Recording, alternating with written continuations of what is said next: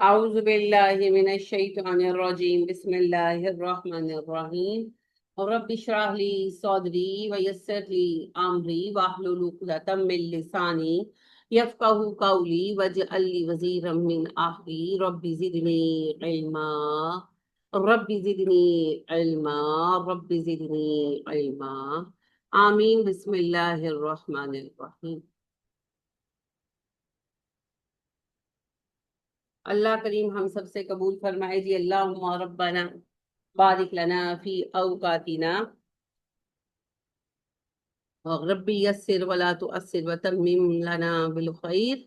اللہ ہم سب کے لیے آسان کرے جی، آنا بھی آسان کرے. یہ دعا پڑھا کرے. میں آپ کو بارہا یہ بات تلقین کر چکی ہوں. ربی یسر ولا تؤثر وتمم لی بالخیر. تمم بالخیر بھی ٹھیک ہے، ٹھیک ہے کہ عافیت والی، خیر والی تکمیل ہو. میرے لیے اگر آپ کہتے ہیں اللہ میرے لیے بخیر انجام کر دے تو تمم لی بالخیر، اور اگر آپ کہتے ہیں ہمارے لیے تو پھر تمم لنا بالخیر، اور کچھ بھی نہ کہیں تمم بالخیر تو بھی ٹھیک ہے. اور بہت آپ مصروف ہیں بھائی، آسمان سر پہ ہی اٹھا رکھا ہے، بالکل وقت نہیں ملتا، تو پھر خالی ربی یسر ربی یسر اتنا عرض تو کر ہی لیا کریں چلتے پھرتے. ایمانداری سے ہاتھ کھڑا کریں. کون کون پڑھتا ہے اس کو بہت کثرت سے؟ نہیں تو عرب ایک منٹ جو پڑھ رہے ہیں ان کے لیے خوشخبری ہے. زندگی میں بہت معاملوں میں آپ نے آسانیاں دیکھی بھی ہوں گی. میں نے تو بہت اس کا اپنی زندگی میں اثر دیکھا. اور جو نہیں پڑھتے، بیسیوں بار کہنے کے بعد پرسنل لیول پر بھی کہا اور کلاس کے لیول پر بھی کہا، ان کی زندگی میں مسئلے نہیں ہیں، اور اگر ہیں تو پھر شکایت نہ کریں. اگر آپ کو اتنی سی دعا کی بھی توفیق نہیں مل رہی، اتنی آسان دعا ہے.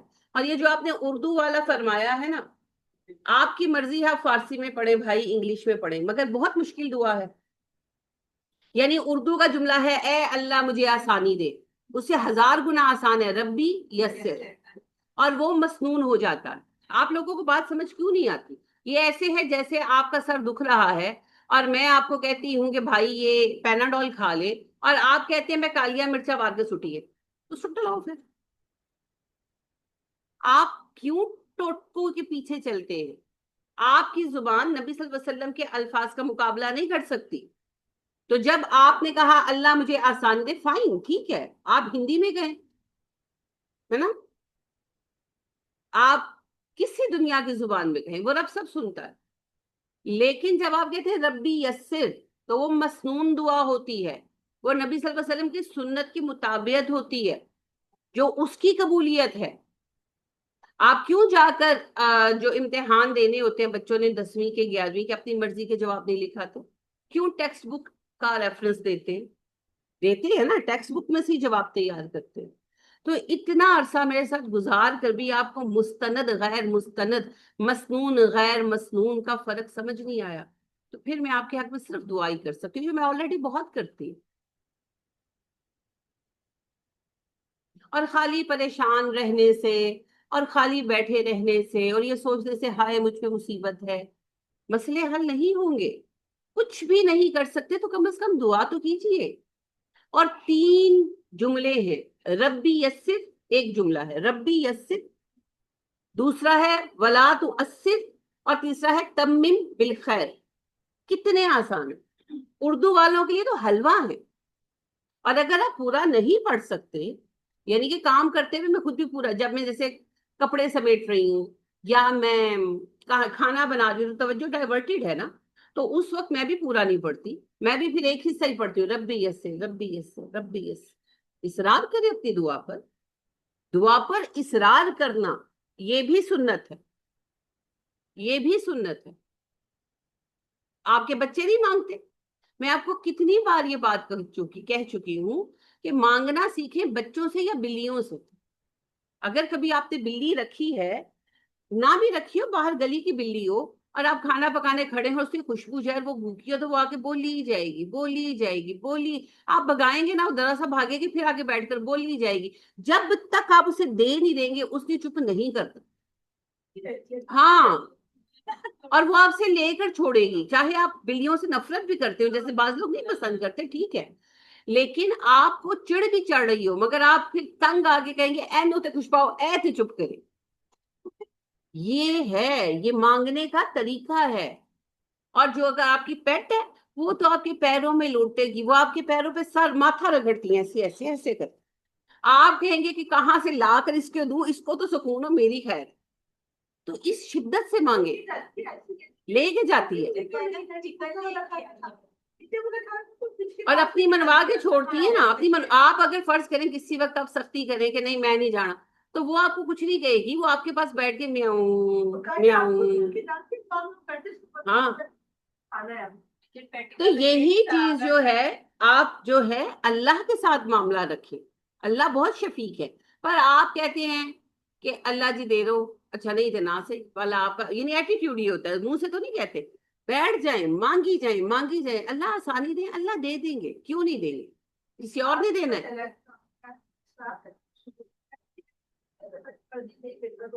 نہیں نہیں، اصرار کریں، اگر فائنلی نہیں ملے وہ تو رب کی مرضی ہے، مگر اپنی دعا پر اصرار کریں. جی ایسے ہی بتا رہی تھی کہ میں چکن لے کے آ رہی تو اس کی کیا پیچھے ہی پڑ گئی، وہ بائی چانس کو کھاتا رہا بونس پڑے تھے اسی سے. میں نے بھی وہاں ایک سائڈ پہ کھڑی ہو کے اس کو ایسے ہی ہاتھوں سے توڑا، پھر اس کو ڈالا، پھر اس سے جان چلی. آپ دیکھیے یہ واقعی سیکھنے کی چیزیں ہیں. کائنات پر غور و فکر کریں اور بیٹھے رہتے ہیں. کام تو ہم کر ہی رہے ہیں نا، یعنی کہ جیسے بیٹھے رہنے سے مراد میرا یہ نہیں کہ آپ ویلے بیٹھے رہتے ہیں، میں دعاؤں سے ہار کر بیٹھے رہنے کی بات کر رہی ہوں. آپ کوکنگ کر رہے ہیں 2-3 گھنٹے تو کہیں بھی نہیں گئے، ڈسٹنگ کر رہے ہیں، صفائی کر رہے ہیں، تو دن میں 4-5 گھنٹے ہم کر رہے ہوتے ہیں کام پر. ہم منہ خالی ہے، دماغ خالی ہے، اس وقت اللہ سے عرض کرتے جائیں، کرتے جائیں. اللہ تو ہر وقت سنتے. اللہ نے کب کہا ہے کہ جب تک تم مخمل کی جائے نماز بچھا کر نہیں بیٹھو گے آپ کی میں دعا نہیں سنوں گا. اللہ تو ہر حال میں سنتے.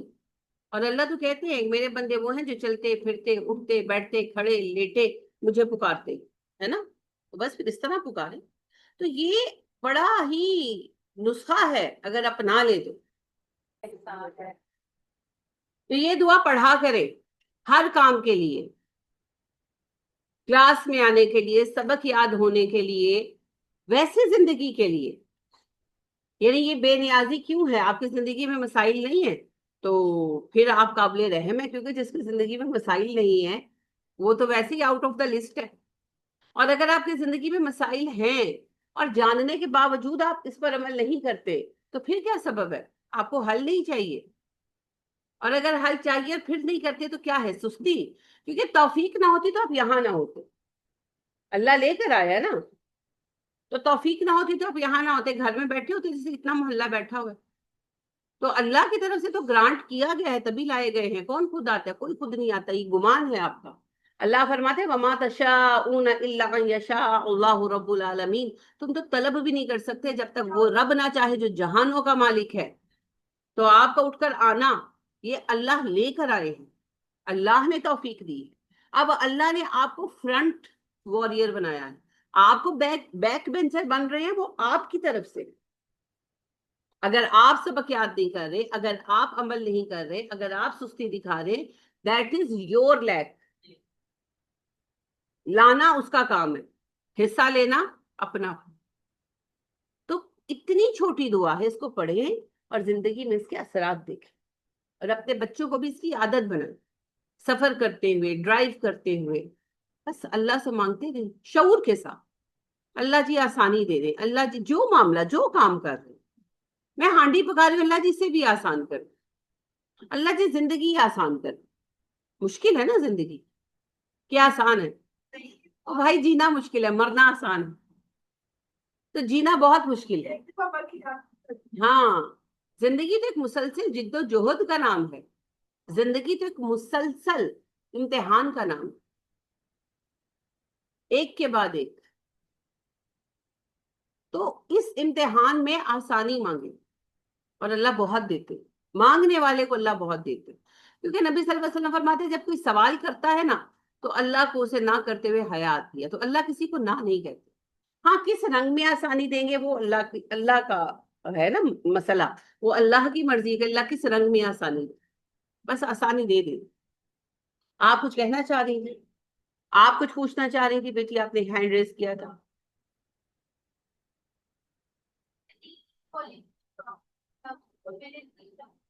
ربی یسر ولا تؤثر تمم بالخیر.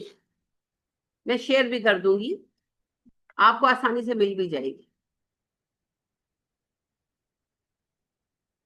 بعض روایتوں میں اس کے آگے وَإِيَّاكَ نَعْبُدُ وَإِيَّاكَ نَسْتَعِينُ بھی ایڈڈ ہے. ہاں یعنی کہ اس سے مقصد یہ ہے کہ کنفیوز نہ ہو. یہ ہے کہ وہ روایت تھوڑی ضعیف ہے. ہاں تو کنفرم جو ہے وہ ربی یسر ولا تؤثر تمم بالخیر والی. اب بعض تمیم لی بالخیر پڑھتے ہیں یا تمیم لنا بالخیر پڑھتے ہیں، تو وہ گرامیٹیکل چینج سے کوئی فرق نہیں آتا. پڑھیں جیسے چاہے پڑھیں. وہ احمد رضا خان صاحب کا ایک شعر ہے، باغ میں ذکر وصل تھا، فراق میں ہائے ہائے گل، کام ہے ان کے ذکر سے چاہے وہ یوں ہوا یا یوں. تھوڑا اردو معلّہ ہے. تو کہتے ہیں کہ جہاں محبوب موجود تھا، نعت کا ہی شعر ہے کہ جہاں ہمارے محبوب نبی صلی اللہ علیہ وسلم موجود تھے وہاں ان کی موجودگی کے تذکرے تھے، اور جو ان سے دور ہے، نہیں ان سے ملا، تو وہ ان کی یاد میں ان کو یاد کر رہا ہے، رو رہا ہے، ان کا تذکرہ غم میں کر رہا ہے.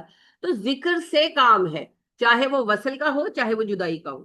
نبی صلی اللہ علیہ وسلم کے وصل کا بیان کرو، صحابہ کے تذکرے سنا لو. وہ خیر اور معنوں میں کہہ رہے ہیں صوفیزم میں، مگر میں اپنی زبان میں کہہ رہی ہوں کہ چاہے نبی صحابہ کے تذکرے سنا لیں اور چاہے نبی صلی اللہ علیہ وسلم کا عہد ہمیں حاصل نہیں ہے تو اس بات کا آپ ذکر کر لیں. لیکن بات ہے کہ ذکر محبوب تو ہونا چاہیے نا. ہاں ذکر تو ہونا چاہیے. تو یہ ہی بات ہے کہ آپ ان میں سے کوئی سیغہ اٹھا لیں، دعا تو ہونی چاہیے. اور اللہ غضبناک ہوتے ہیں اس بندے پر جو حاجت ہوتے ہوئے بھی نہ مانگے. تو دیکھیں ایسا رب ہے وہ دینے والا کہ وہ چاہتا ہے مانگو، نہ مانگو تو غصہ کرتا. تو پھر مانگیے. نبی کریم صلی اللہ علیہ وسلم فرماتے ہیں اگر تم سب مانگنا چھوڑ دو نا تو اللہ تم سب کو مٹا دے اور نئے لوگ لے آئے جس سے سوال کرے. اور آپ یہ بھی کہتے ہیں کہ جو بندہ سوال نہیں کرتا نا اللہ سے، اللہ کو غضب آتا ہے. اللہ کہتے ہیں کو سمجھتا کیا ہے جو یہ سوال نہیں کرتا، اور خاص طور پر جب وہ محتاج بھی ہو.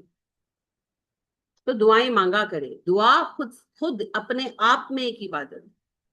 اور میں نے آپ کو پہلے بھی عرض کیا تھا کہ جسے 4 چیزیں نصیب ہوتی ہیں وہ 4 چیزوں سے محروم نہیں ہوتا. بتائیں.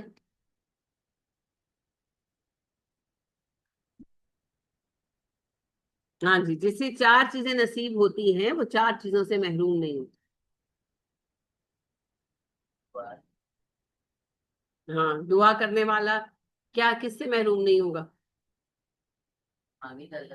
دعا کے نتیجے سے جو دعا مانگے گا قبولیت سے محروم نہیں ہوگا. ہاں شکل قبولیت کی اللہ بہتر جانتے ہیں. جی اب تو آپ تکوں پر آ گئے.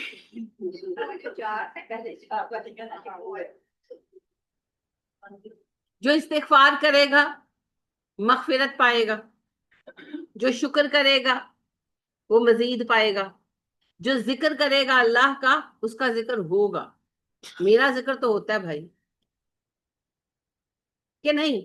آپ کا ہوتا ہے کہ نہیں؟ ذکر کرنا سننا آپ ہیں تو میں کر رہی ہوں نا، میں نے کیا دیواروں کو سنانا تھا؟ تو ہمارا ذکر ہوتا ہے کہ نہیں ہوتا؟ یقین ہے کہیں پر؟ کس کو ہے؟ دل سے ہاتھ اٹھانے، اللہ دیکھ رہا ہے. یقین ہے تو پھر یاد کیوں نہیں رہتا آپ کو؟ عجیب یقین ہے آپ کی. بہت یہ بات بھی میں نے خیر بہت دفعہ نہیں لیکن کم از کم 2-3 دفعہ تو بتائیے کہ جو اللہ، کیونکہ اللہ کہتے ہیں فَاذْكُرُونِی اذْکُرْکُم، تم مجھے یاد کرو میں تمہیں کروں گا. اور اس پر حدیث قدسی بھی ہے کہ تم مجھے زمین پر یاد کرو میں تمہیں آسمان پر کروں گا. تم مجھے تنہائی میں کرو گے تنہائی میں کروں گا. تم لوگوں میں کرو گے تم سے بہتر لوگوں میں کروں گا. تو ہم لوگوں میں یاد کر رہے ہیں، ہمارا ذکر بہتر لوگوں میں ہو رہا ہے. وعدہ پورا ہوگا کہ نہیں ہوگا؟ اور اللہ کہتے ہیں جو شکر ادا کرے گا اسے میں زیادہ ادا کروں گا. وسا نجزی الشاکرین. تو شکر کرنے والے کی نعمتوں میں اضافہ ہوگا کہ نہیں ہوگا؟ ہوگا. اور اللہ کہتے ہیں مجھ سے استغفار مانگو میں تمہیں بخش دوں. ہم؟ مجھ سے معافی مانگو میں تمہیں بخش دوں.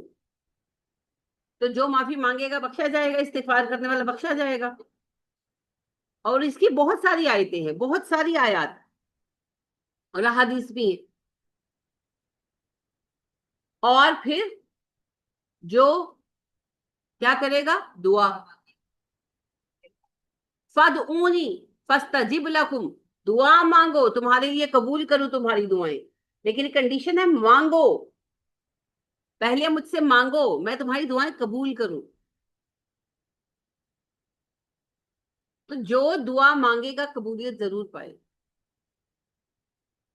تو کریں کریں، یہ نہ سوچے کہ نہیں میرے لیے کیوں ہوگا. آپ ہی کے لیے ہوگا، آپ ہی کے لیے ہوگا. سمجھ رہے ہیں بات؟ کہیں پہنچ رہی ہے؟ کہاں؟ دل تک پہنچنی چاہیے. ہاں. علم کا سرچشمہ کیا ہے؟ القلب. آپ دماغ استعمال کرتے، دل بالکل استعمال نہیں کرتے، تبھی خالی رہتے. اس کو بھی استعمال فرما. یہ ویسے اب تو سائنٹیفک فیکٹ بھی ہے، لیکن کبھی بات اس پر بعد میں کریں گے. نبی صلی اللہ علیہ وسلم نے کہا التقوی ہاہنا. میرے دل میں نہیں، ہر کسی کے دل میں. تقوی یہاں ہے. ہاہنا کا مطلب ہوتا ہے اوور ہیئر، یہاں.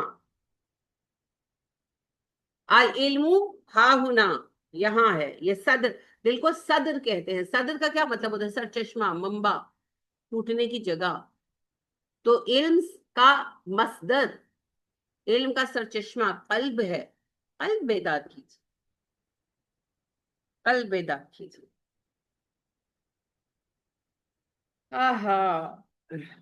عقل گو آستان سے دور نہیں، اس کی تقدیر میں حضور نہیں. دل بینا بھی کر خدا سے طلب، آنکھ کا نور دل کا نور نہیں. تو دل بھی جگائیے بھائی، دل بھی جگائیے. دل بیدار فاروقی، دل بیدار کراری. کرار کون ہے؟ اسماعیل تو بڑی پیاری دی ہے، اب بتا بھی دیں. دل بیدار فاروقی کون مراد ہے؟ جس سے پوچھوں وہ جواب دیا کرے. فاروقی اپنے آپ کو کہتے ہیں، آپ فاروقی ہیں. ہاں، عمر فاروق سے. اور دل بیدار کراری، اب بتائیں. چلیے اب جس کو سمجھ آئیے وہ بتائے، اٹھائیں ہاتھ. فاروقی تو سب کو سمجھ آ جائے گی نا. ہاں جی، ہاں جی، حیدر کرار. بارک اللہ فیک. حضرت علی کا لقب ہے حیدر کرار، کتاب والے کاف سے، کرار سے ہے کرار. زمین کو ہلا دینے والا شیر. حیدر شیر کو کہتے ہیں.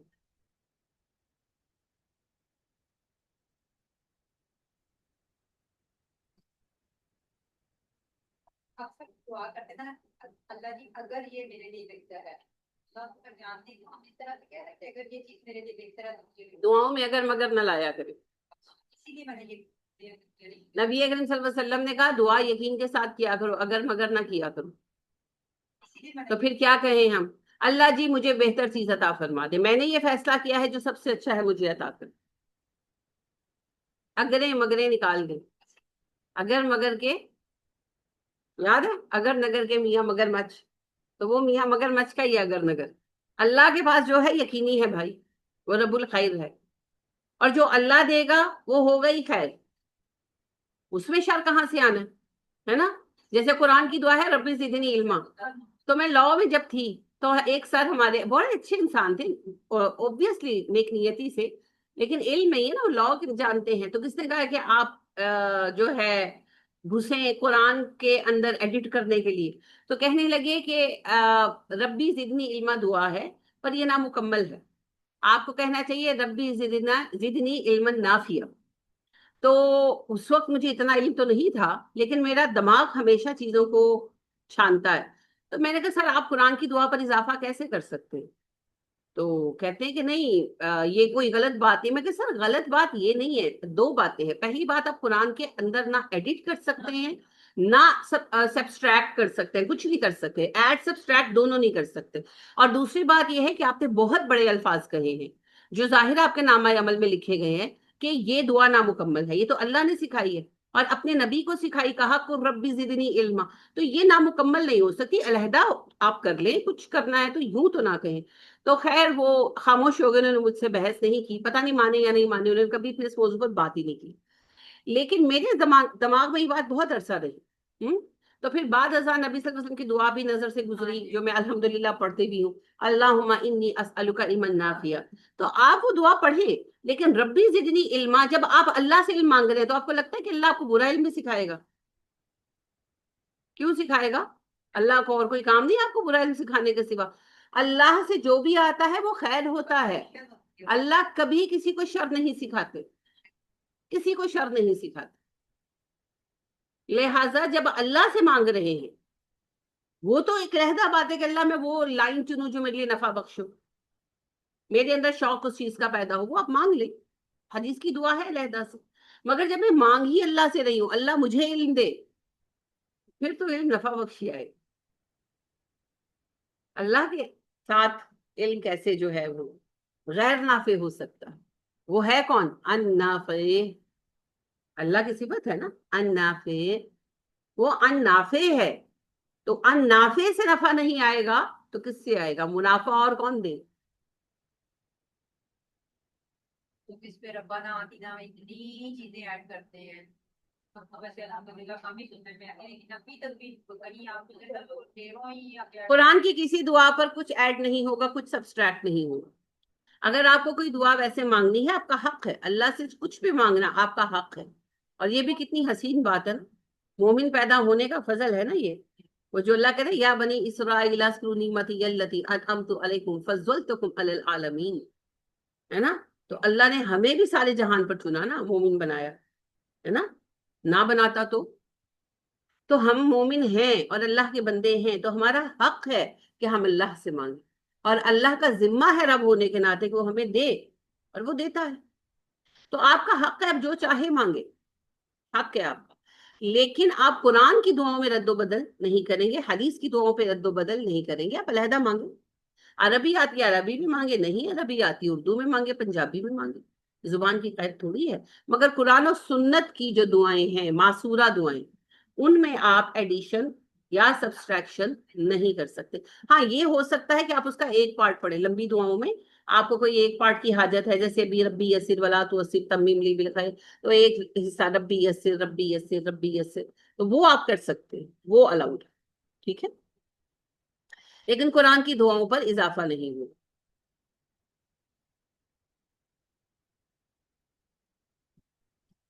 ہوں اپنا اپنا قرآن کس کس سے رکھا ہوا ہے؟ شاباش. آپ نے نہیں رکھا ہوا تو ہاتھ کیوں نہیں اٹھایا؟ بہت مشکل ہے. کسی پر ہاتھ اٹھانے کو نہیں کہا تھا, ہینڈ ریز کرنے کو کہا. اچھا جی. مصحف پر کبھی کام بھی کیا ہے؟ بڑی بڑی عادت ہو گئی. اللہ اس میں اضافہ عطا کرے آپ کو. گھر والا تو سب ہے, جو لگاؤ مجھے اپنی پاروں سے ہے نا, وہ میری اپنی پارے ہونے بھی چاہیے. صحابہ کو اپنے مصحف بہت عزیز تھے. عبداللہ بن مسعود رضی اللہ تعالیٰ عنہ نے واحد زندگی میں ایک بار امیر المومنین کے حکم سے سرتابی کی, جب انہوں نے کہا حضرت عثمان نے کہ مصحف دے دیں اپنے سب لوگ, تو انہوں نے کہا میں نے تو نہیں دینا, میں نہیں دوں گا. پھر بلایا انہوں نے حضرت عثمان رضی اللہ تعالیٰ عنہ, انہوں نے کہا میں بحیثیت خلیفہ حکم دے رہا ہوں, مصحف حوالے کرو. پھر دے دیا.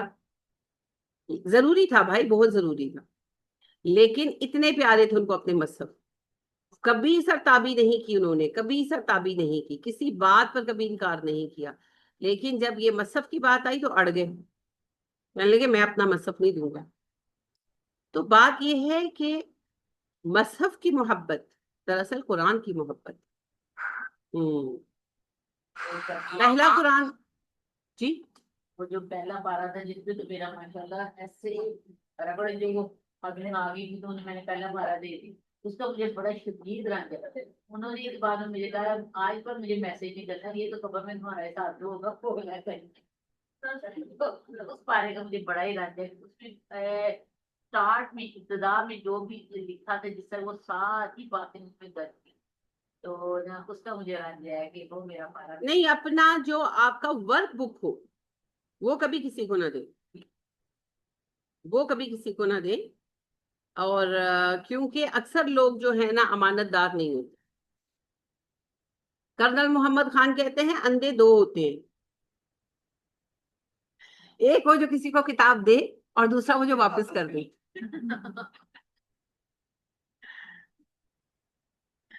تو اپنی ورک بک کبھی کسی کو نہ دے۔ میں نے خود اس اعتبار سے بہت بیڈ جو ہے وہ ایکسپیرینس کیا ہے، اور میں وہی تھوڑا افسوس ہوتا ہے۔ افسوس اس اعتبار سے ہوتا ہے کہ اس پر آپ کا کام ہوتا ہے نا، آپ کی محنت ہوتی ہے، تو وہ کام دوبارہ آپ نہیں کر سکتے، یہ نہیں ہو سکتا، یہ نہیں ہو سکتا۔ کام کو جب بھی دیکھیں سارا ایسے فریش ہو جاتا تھا، ریفریش ہو جاتا تھا کہ ہاں یہ بالکل۔ تو اس لیے کبھی بھی اپنا پارا جو ہے یا اپنی ورک بک کسی بھی معاملے میں وہ نہ دے۔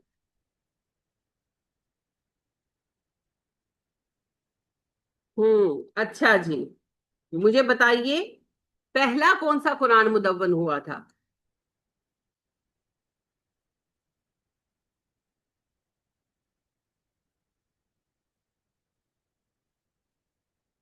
بہت مشکل سوال ہے۔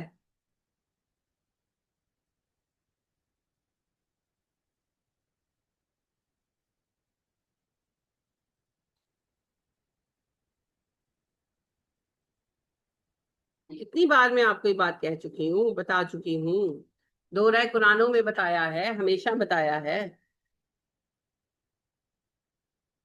نہیں بتایا؟ کھڑی ہوں، بتایا تو کھڑی تو ہوں، دماغ پہ زور پڑے۔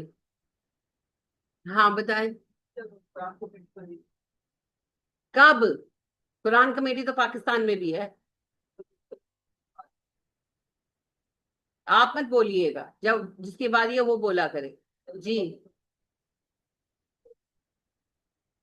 بیٹھ جائیں، بیٹھ جائیں۔ اچھا، تو کیا کیا تھا کمیٹی نے؟ کام کیا کیا؟ ریسرچ تو کی، کام کیا کیا؟ قرآن کو کتابی شکل دی، کس کے عہد میں؟ یہ آپ کو نہیں پتا تھا؟ پتا تھا نا؟ ہاں، آئندہ نہیں بھولے گا۔ میں آپ کو بطور سزا نہیں کھڑا کیا، جب آپ کو چیزیں بھولتی ہے نا، چیزوں کو یاد رکھنے کے لیے مختلف طریقے اختیار کیا کریں۔ ہاں، تو ابو بکر صدیق رضی اللہ تعالی عنہ کے زمانے میں کتاب قرآن کو کتابی شکل میں کمپائل کیا گیا تھا، کتاب کی شکل دی گئی تھی۔ اس کو اردو میں، عربی میں، دونوں میں ہی تدوین کرنا یا مدون کرنا کہتے ہیں۔ یہ کتنی بار بتائی ہوئی بات ہے، اور اس پر آپ ایسے مجھے دیکھ رہے ہیں جیسے میں نے پتہ نہیں کون سا آپ سے راکٹ بنانے کا فارمولا پوچھا ہے۔ زید بن ثابت رضی اللہ تعالی عنہ کمیٹی کے چیئرمین بنائے گئے تھے، اور اس میں بہت سینئر صحابہ شامل کیے گئے۔ اس مصحف کو کیا کہتے ہیں؟ یہ جو قرآن مرتب ہوا تھا اس کا نام کیا تھا؟ اس نسخے کا نام کیا تھا؟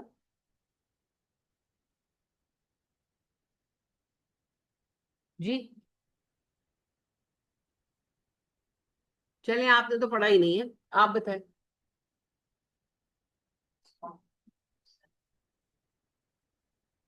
ہاں جی، الام،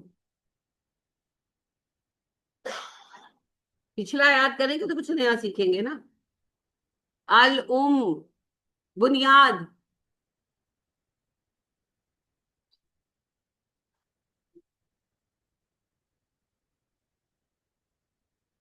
आप बताइए, किसको कहते हैं? माना नहीं पूछा। इस्लाम की तारीख में अल किसको कहते हैं? आप सो रही थी?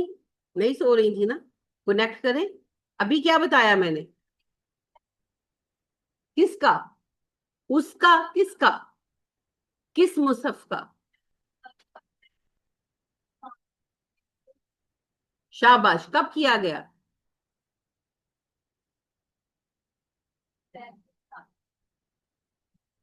एक जुमले का जवाब है, कौन देना पसंद करेगा? हाँ, अल किसका नाम है? एक जुमले में जवाब देना है, लंबी तकरीर नहीं चाहिए मुझे। जी, मैंने आपसे डिक्शनरी का मीनिंग नहीं पूछा ना।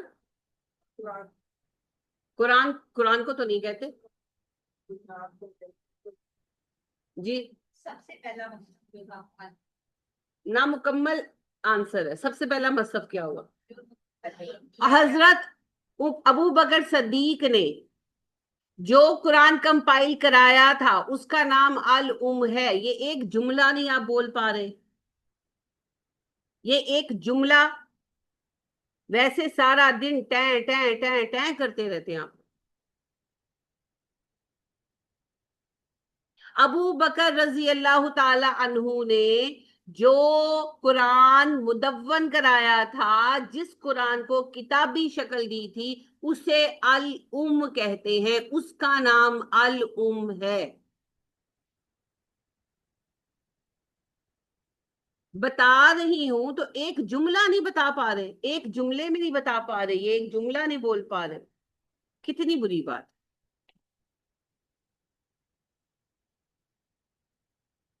और अभी किसी ब्रांड पे मैं आपसे कोई सवाल कर लूं ना, आप बगैर सोचे पूरी तकरीर झाड़ेंगे और एक लफ्ज की गलती नहीं करेंगे। और ये एक बार नहीं, बार बार पढ़ाया हुआ टॉपिक है। और अभी बताकर सिर्फ कह रही हूँ कि मुझे वापस बता दो। हाँ जी, क्या बताया मैंने? कुरान पाक। जी, कुरान पाक। खड़ी हो जाओ। अल यार। खड़ी हो जाइए प्लीज। आप बोलिए। बारकिल्ला, आप बोलिए। जी,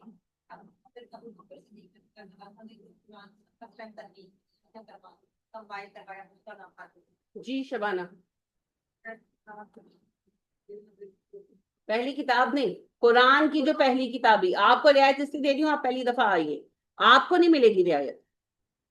हाँ, पहली बार कुरान को जो किताबी शक्ल दी गई अहदे सदीकी में, उसका नाम अल है। आप बताइए, आप यही जुमला बताइए। क्या बात सही बता रही है? बताएं बताएं, आप सही बोलती हैं।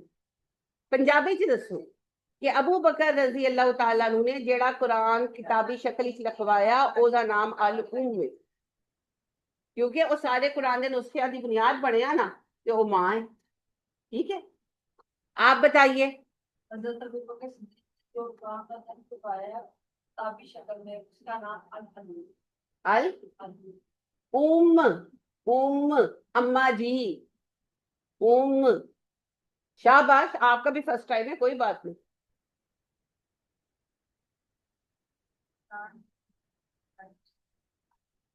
मुदव्वन लफ्ज होता है, मत बोले। कौन कह रहा है आप मुश्किल लफ्ज बोले? आप आसान लफ्ज में कहें।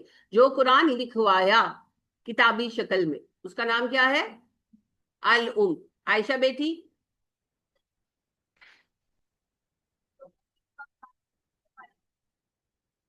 शाबाश, आप बोलिए।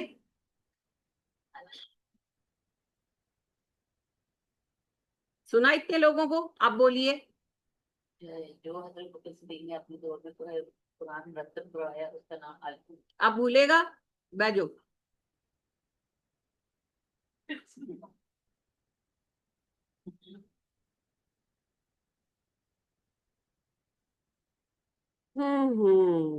تو جو ہمارے آج کے قرآن ہیں یہ کہاں سے لیے گئے ہیں؟ ہاتھ ریز کریں. غلط آنسر. صحیح کریں. ہاں سوچیں کیسے غلط کیسے صحیح ہے. تو الام بنیاد تو الام ہی ہے. تو اب آپ کو کچھ یاد نہیں ہے نا اس وجہ سے آپ ایسی غلطیاں کر رہے ہیں. الام کیسے لکھوایا گیا تھا کتنے حصوں میں کتنے کیا ترتیب تھی اس کی پاروں میں تھا کیسے تھا؟ الام لکھوایا گیا تھا 7 لہجوں میں. عہد صدیقی میں. تو پھر جہاں نہیں ہوا نا وہ کام عہد صدیقی میں وہ کب ہوا غور کریں. آپ کا جواب صحیح ہے مگر کہاں ہے کب ہے بڑا فرق ہے. میرا سوال سنیں. ہاں شاباش عہد عثمانی میں آتے ہیں اس بات پر. میرا سوال یہ ہے کہ الام کس شکل میں لکھوایا گیا تھا؟ پاروں کی شکل میں تھا منزلوں کی شکل میں تھا کس طرح سے تھا؟ میں نے مٹیریل نہیں پوچھا ترتیب کیا رکھی گئی. وہ تو ترتیب نزولی ہے اس میں تو اگر لکھوایا جاتا پھر تو سب بگڑ جاتا. وہ تو نبی صلی اللہ علیہ وسلم نے ترتیب نزولی سے لکھوایا تھا. ابو بکر نے تو ترتیب نزولی سے نہیں لکھوایا رضی اللہ تعالی عنہ. سورتوں کی ترتیب تھی. اگر کبھی ایک دفعہ بھی کتنے دورہ قرآن ہوئے ہیں ہر پہلا لیکچر اسی پر ہوتا ہے نزول و تدوین قرآن. اور جو آپ کی کلاس بھی ایک مکمل ہوئی نئی شروع ہوئی اگر ایک بار بھی آپ نے گھر جا کر دوبارہ دیکھ کر یہ 3 4 موٹی موٹی باتیں یاد کر لی ہوتی تو آپ آج نہ ایسے مجھے آزماتے میرے صبر کو آزماتے. آج سورتوں کی ترتیب میں ہر سورت الگ تھی. فاتحہ الگ اور بقرہ الگ الگ الگ صورتیں لکھوائی گئی تھی. 114 صورتیں الگ الگ لکھوائی گئی تھی. اور وہ رہا مسجد نبوی میں. قرآن کی تدوین کا اگلا دور کب شروع ہوا؟ ہاتھ اٹھائیں گے بولے گا کوئی نہیں. اس کے بعد قرآن کی تدوین پر نیکسٹ سٹیپ کیا ہوا؟ عہد عثمانی میں نیکسٹ سٹیپ ہوا. کیا ہوا نیکسٹ سٹیپ آپ بتائیے.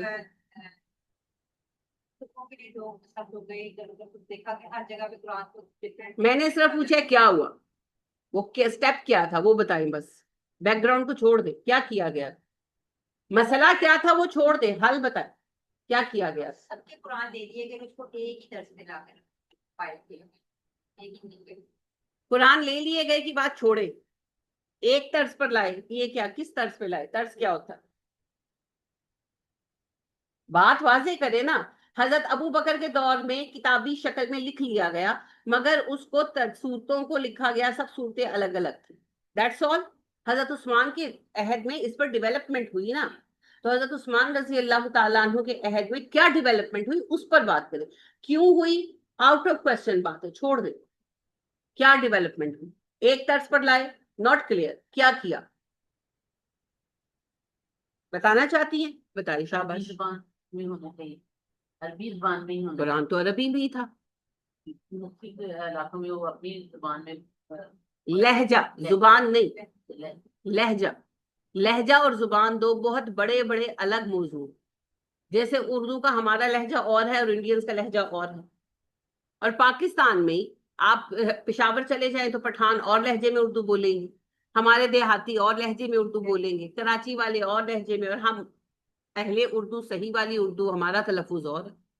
تو یہ تلفظ کا فرق تھا ایکسنٹ کا ڈائلیکٹ کا. اس کو ڈائلیکٹ کہتے ہیں ایکچولی. لیکن زبان کا فرق نہیں تھا. سب عربی میں ہی پڑھتے تھے. اچھا پرابلم یہ ابھی تک آپ پرابلم بتا رہے ہیں سولوشن کسی نے نہیں کوئی بات کی. یہ تو پرابلم تھا. یہ تو پرابلم تھا کہ لوگ اپنے اپنے لوکل ڈائلیکٹ میں پڑھ رہے ہیں. تو اس طرح تو قرآن میں اختلاف ہونے لگے گا. تو حل کیا نکالا گیا تھا حل کیا نکالا گیا تھا. پیش لگائی گئی لوگوں کو آسانی کے لیے کہ پردے میں ٹھیک نہیں ہوتے. جی مجھے ایک بات بتائیں، زیر زبر پیش کا ڈائلیکٹ کے ساتھ کوئی تعلق ہے؟ آپ لوگوں کو زیر زبر پیش تو پتا تھی، ڈائلیکٹ تو آپ اب سیکھ رہے ہیں. جی جی.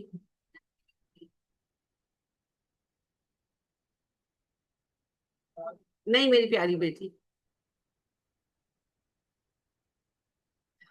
پھر وہی بات ہے، ریپیٹ ہوتی ہے. مگر میں کہوں گی کہ شاید آپ کبھی احساس کریں کہ ایک بار بھی آپ نے اتنی بار جو یہ لیکچر ہوا اس کو گھر جا کر ایک بار بھی دیکھا ہوتا تو آپ کو ایسا مسئلہ نہ آتا اور نہ مجھے آتا. پھر اس کے بعد آپ لوگ کہتے ہیں ٹیچر بڑی سخت ہے، ٹیچر ڈانٹتی ہے. تو جو آپ دل مسل کے رکھ دیتے ہیں، میں نے تو یہ موضوع تو پڑھانا ہی، تو میں تو ویسے بائی دا وے ایک بات بتانے کے لیے یہ سوال پوچھا تھا. تو آپ تو بالکل خالی.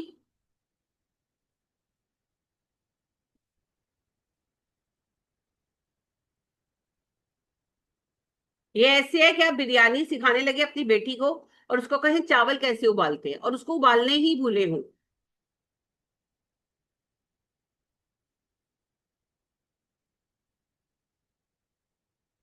میٹنگ بلائی گئی تھی صحابہ کی جی، اور ڈسکس ہوا تھا کہ ہر کوئی اپنے ڈائلیکٹ میں پڑھ رہا ہے، حل کیا کیا جائے.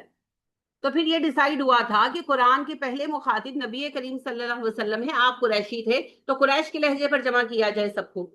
تو قریش کے لہجے کی 7 قراتوں پر سب کو اکٹھا کیا گیا، کیونکہ نبی اکرم صلی اللہ علیہ وسلم اپنی زندگی میں فرما چکے تھے کہ جبرائیل نے مجھے کہا کہ قرآن 7 لہجوں پر پڑھا جائے، اور وہ 7 لہجے ظاہرہ قریش کے تھے. تو سبا قرات ایک پورا موضوع ہے قرآن کا، 7 قراتوں. لیکن یہ ڈیسائیڈ کر لینا کافی تو نہیں تھا. ساری دنیا تو قریشی عربی نہیں بولتی، قریشی عربی تو مکے میں رہ جاتی ہے. تو پھر لوگوں تک قریشی عربی پہنچانی تھی. تو پھر قرآن کی کتابت کروائی گئی. قرآن کی کتابت کروانے کے لیے دوبارہ بورڈ بنایا گیا اور اس کا انچارج زید بن ثابت کو ہی بنایا گیا، اور منگوایا گیا مسجد نبوی سے. اور پھر اس کو سورتوں کی اس ترتیب کے ساتھ لکھوایا گیا جس کے ساتھ صحابہ پڑھتے تھے. وہ ترتیب موجود تھی مگر سینہ بسینہ موجود تھی. ابھی تک اس کو اس طرح کمپائل نہیں کیا گیا تھا.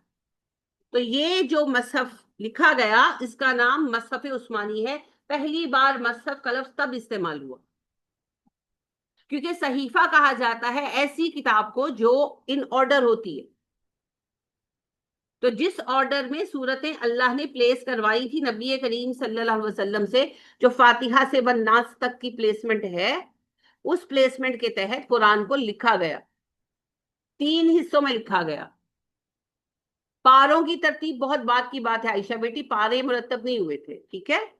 3 حصوں میں اس کو کیا گیا تھا.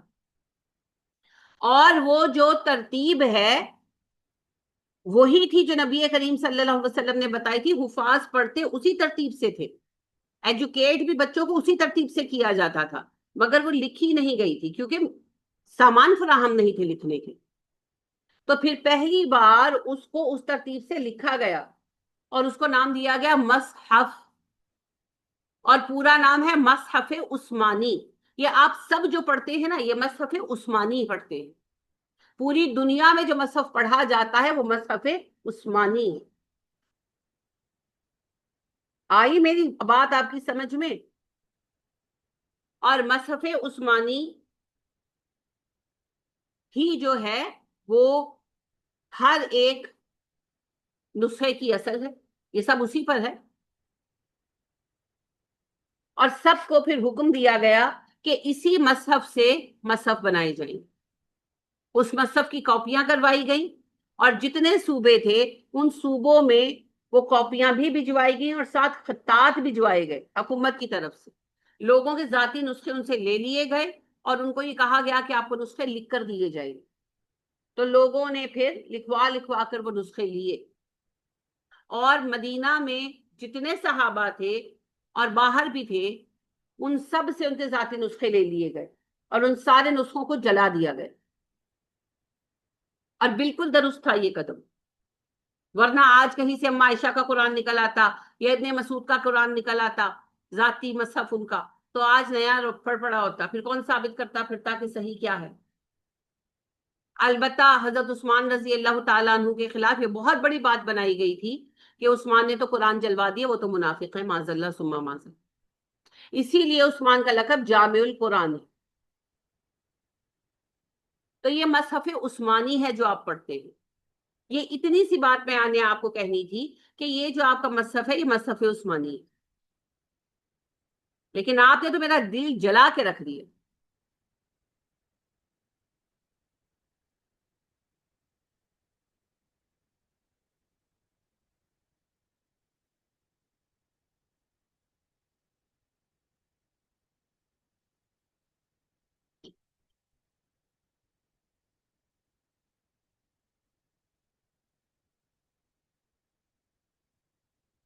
اعوذ باللہ من الشیطان الرجیم۔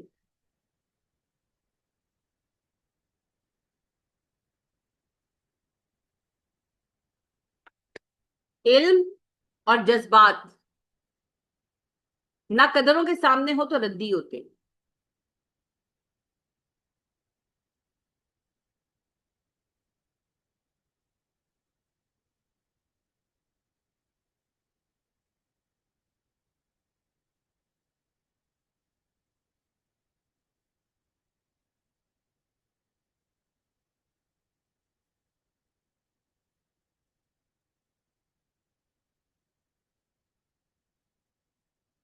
سبحان اللہ۔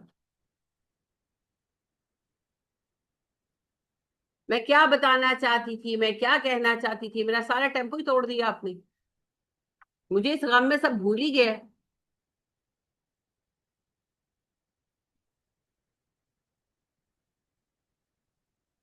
ایک لڑکا پڑھنے کے لیے جاتا ہے یورپ، وہاں پڑھتا ہے، جب ان کا فیئر ویل ہو جاتا ہے، فارغ ہو جاتا ہے، تو اپنے استاد سے ملنے جاتا ہے اور اسے کہتا ہے کہ سر آپ نے بڑا ہمیں اچھا پڑھایا، بہت آپ کے قدردان ہیں، بہت شکریہ، تو بتائیں میں آپ کے لیے جا کر کیا کروں۔ تو وہ غلط سلط سارا بول رہا تھا، وہ سن رہا تھا استاد، وہ کہتا ہے بیٹے بس جا کر کسی کو یہ مت بتانا تمہارا استاد میں ہے۔ تو آپ سے بھی یہی درخواست ہے۔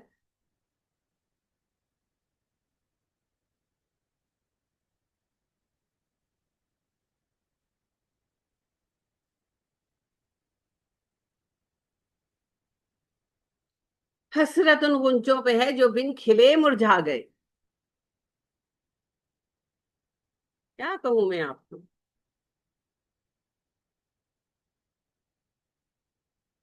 آپ خود ہی اپنے آپ کو اسیس کریں، آپ خود ہی اپنے آپ کو اسیس کریں۔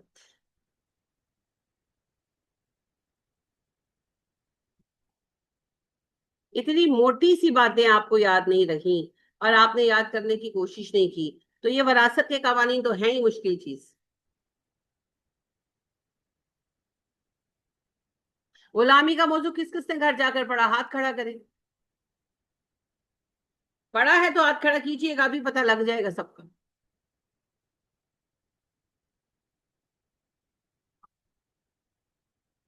ہوں گرزو میاں، گرزو میاں او، گرزو میدانوں میں ہو افرا سے آپ۔ سمجھ تو آپ کو اس کی نہیں آئی ہو، نہیں چھوڑے۔ پڑھا، سمجھ آیا، شاباش، وہ میں لکھا ہوا آپ کا لوں گی ابھی بعد میں۔ سمجھ آیا، کوئی ویژن کلیئر ہوا، کوئی کوشچن ریز ہوا، اوکے۔ آپ نے پڑھا، نہیں پڑھا تو کوئی بات نہیں، مجھے پتا ہے آپ بیمار تھی۔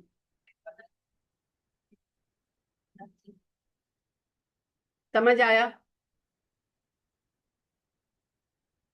اچھا ابھی مکمل نہیں ہوا آپ کا، کوئی بات نہیں، اس ویک میں کر لیں۔ آپ نے پڑھا، تفصیل سے پڑھا کہ بس ایسے ہی پڑھا، سمجھ آیا؟ یہ جو آپ ابھی کہہ رہے ہیں نا، یہ میں نے امتحان لینا ہے، ٹیسٹ لینا ہے۔ آپ نے پڑھا، کیا سمجھ آیا؟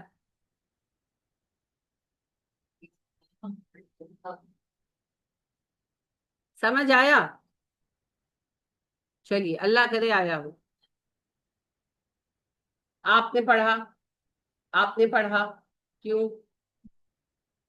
مصروف تھی؟ میرے پاس ان کا دکھا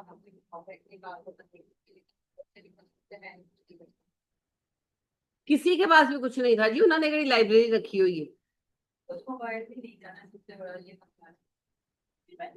Where there is a will, there is a way۔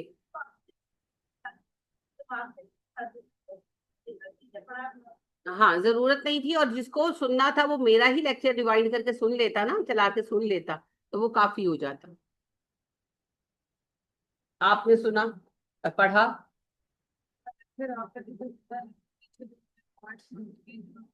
Lecture آج ہو جائے گا. ایکچولی میں اپلوڈ نہیں کر سکی، میری نیٹ خراب ہوا ہوا، نیٹ نہیں چل رہا تھا، تو اس وجہ سے اپلوڈنگ کا کام میرا اٹک گیا. تو آج انشاءاللہ اپلوڈنگ ہو جائے گی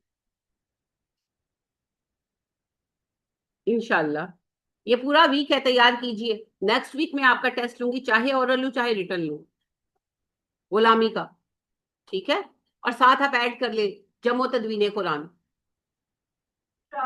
جو ابھی بتایا. اس کے سارے لیکچر پیچھے پڑے ہوئے، کوئی سا بھی کھول لیں، سب ایک جیسے. ہر دورہ قرآن کا پہلا لیکچر یہی ہے. جی بالکل، پورا ٹاپک کروایا تھا، اسائنمنٹ بنوائی تھی. تو اگر آپ نے اسائنمنٹ سنبھالنے کی عادت رکھی ہوئی ہے، آپ لوگوں کے پاس تو ظاہر نہیں ہوگی، جو یہ والے لوگ ہیں تو آپ لوگوں کے پاس اسائنمنٹ بھی ہوگی. جو نئے آپ لوگ ہیں کوئی مسئلہ نہیں ہے.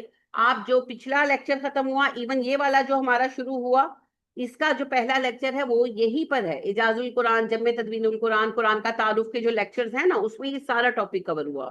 ٹھیک ہے. جو پچھلے والی کلاس 2018 میں آغاز ہوئی تھی، اس کا بھی پہلا لیکچر یہی ہے. ٹھیک ہے. اور دورہ قرآن جتنے بھی ہیں ان کا بھی پہلا لیکچر یہی ہے. تو اس میں آپ کو اس ساری تفصیل مل جائے گی، کوئی ایک لیکچر سن لے. جو ہمارا اس دفعہ کا ہے، میرا خیال ہے تعریف القرآن کے 3 حصے ہیں، یعنی 3 دن میں نے پڑھایا تھا، تو یہی پڑھایا تھا، اور کیا پڑھایا تھا. تو جمع تدوین القرآن جو ہے یہ قرآن کا ایک باقاعدہ ٹاپک ہے، تو یہ آپ کو آنا چاہیے. مین باتیں تو آپ کو آنی چاہیے، اور یہ کوئی مشکل ٹاپک بھی نہیں ہے. پہلا عہد نبی کریم صلی اللہ علیہ وسلم کا عہد ہے. آپ صلی اللہ علیہ وسلم زبانی سکھاتے تھے اور یاد کرواتے تھے، اور جو حصہ آتا تھا اس کو لکھواتے تھے، مگر ترتیب کے ساتھ نہیں تھا، جیسے جیسے نازل ہو رہا تھا ویسے ویسے لکھا جا رہا تھا. اور یہ سارا کچھ لکھ کر مسجد نبوی میں ایک باکس کے اندر رکھا جاتا تھا، ووڈن باکس تھا. تو آپ صلی اللہ علیہ وسلم کی وفات سے پہلے پورا قرآن لکھا جا چکا تھا، مگر مرتب نہیں تھا. ٹھیک ہے، پارٹس میں تھا. پھر دوسرا دور اس کا ہے عہد صدیقی. جنگ یمامہ کے بعد حضرت عمر فاروق رضی اللہ تعالیٰ عنہ نے یہ سوال اٹھایا، اور ان کے کہنے پر ابو بکر صدیق رضی اللہ تعالیٰ عنہ نے ایک کمیٹی مرتب کی، جس کا انچارج زید بن ثابت کو بنایا رضی اللہ تعالیٰ عنہ. اور اس کمیٹی نے وہ نبی اکرم صلی اللہ علیہ وسلم والا باکس لیا، اور سارے جو لوگ جن کے پاس لکھا ہوا تھا ان کو حکم دیا گیا، سب نے لکھے ہوئے اجزاء لا کر جمع کرائے، اور سب حفاظ کی بھی ڈیوٹی لگائی گئی. یہ 24 لوگوں کی کمیٹی تھی، یہ خود حفاظ تھے. تو ایسا کیا گیا کہ جو ریٹن حصہ تھا اس کو میچ کیا جاتا تھا حفاظ کی یادداشت کے ساتھ. ٹھیک ہے.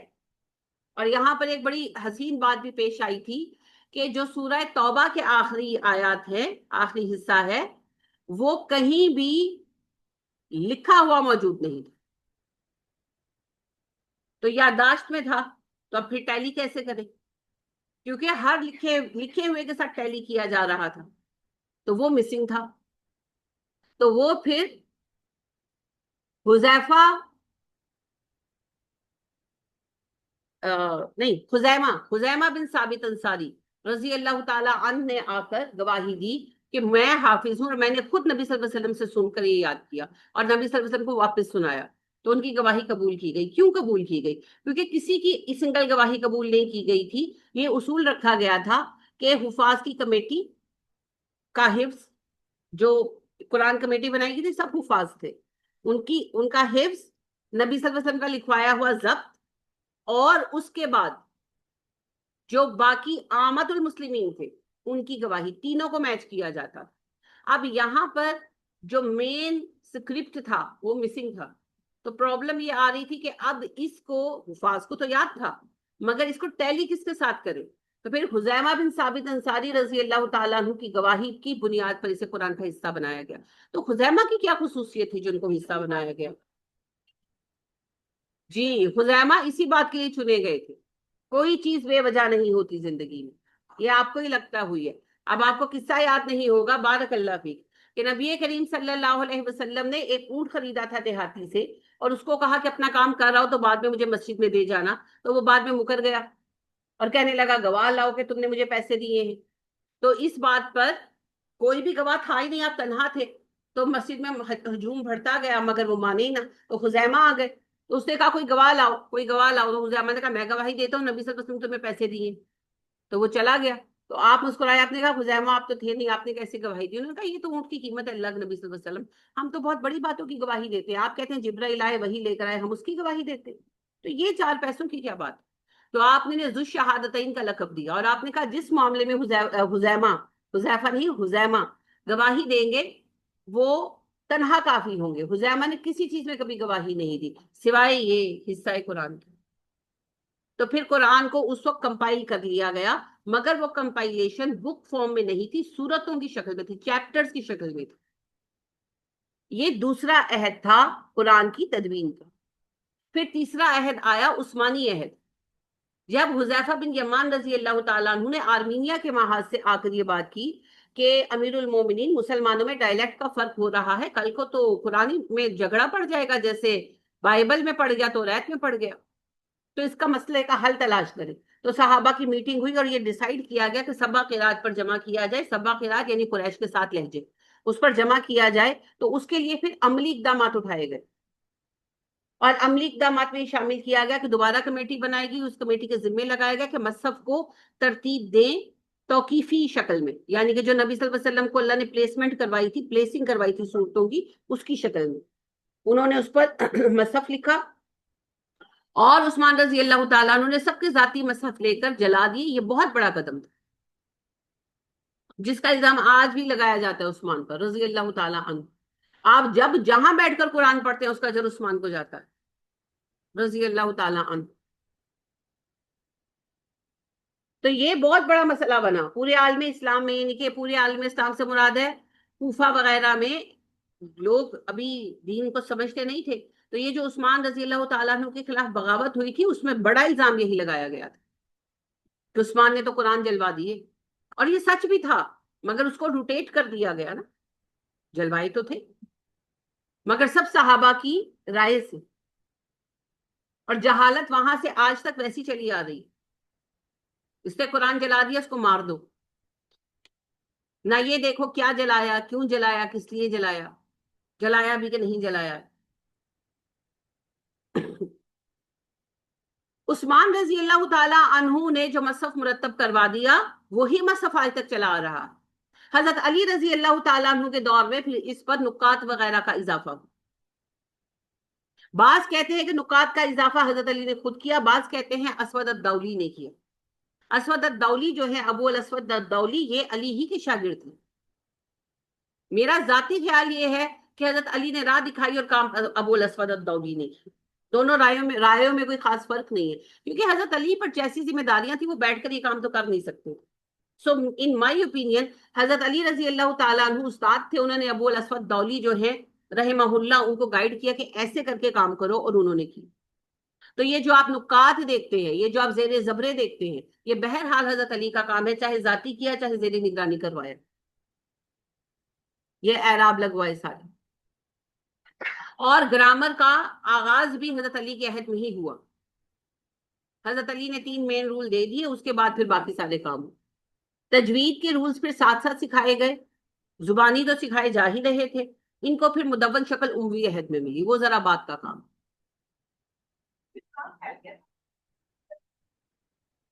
ہاں جی، حضرت عثمان کے دور میں یہی مسئلہ سامنے آ رہا تھا نا کہ اہل عرب کا ڈائلیکٹ الگ الگ تھا، اس پر جو غیر عرب مسلمان ہو رہے تھے تو وہ تو ڈائلیکٹ کے فرق کو سمجھتے بھی نہیں تھے.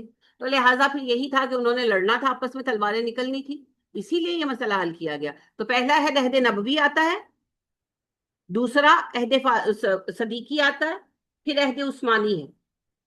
ٹھیک ہے، پھر باقی ذیلی کام ہے، وہ کسی خاص عہد میں نہیں ہوا. بہرحال آپ چاہیں تو عہد علی بنا سکتے ہیں، کاؤنٹ نہیں ہوتا کیونکہ اس میں یہ کام ایک عہد میں نہیں ہوا. حضرت علی کا زمانہ کم تھا، علی رضی اللہ تعالیٰ عنہ شہید ہو گئے، پھر اس کے بعد اموی دور آ گیا. اموی دور میں اس کام کو حجاج جیسے ظالم نے جاری رکھا.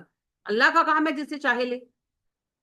لہٰذا نکات کا کام آج بھی یہ کہا جاتا ہے حجاج نے کروایا، اور صحیح کہا جاتا ہے. ایکچولی کام اصلی شروع کرا چکے تھے، جہاں تک آپ کی زندگی میں ہوا آپ وفات پا گئے. اب علماء کو مدد کی ضرورت ہوتی ہے، ہر عہد میں ہوتی ہے. کیوں؟ کام کے لیے پیسہ چاہیے، کہاں سے آئے گا؟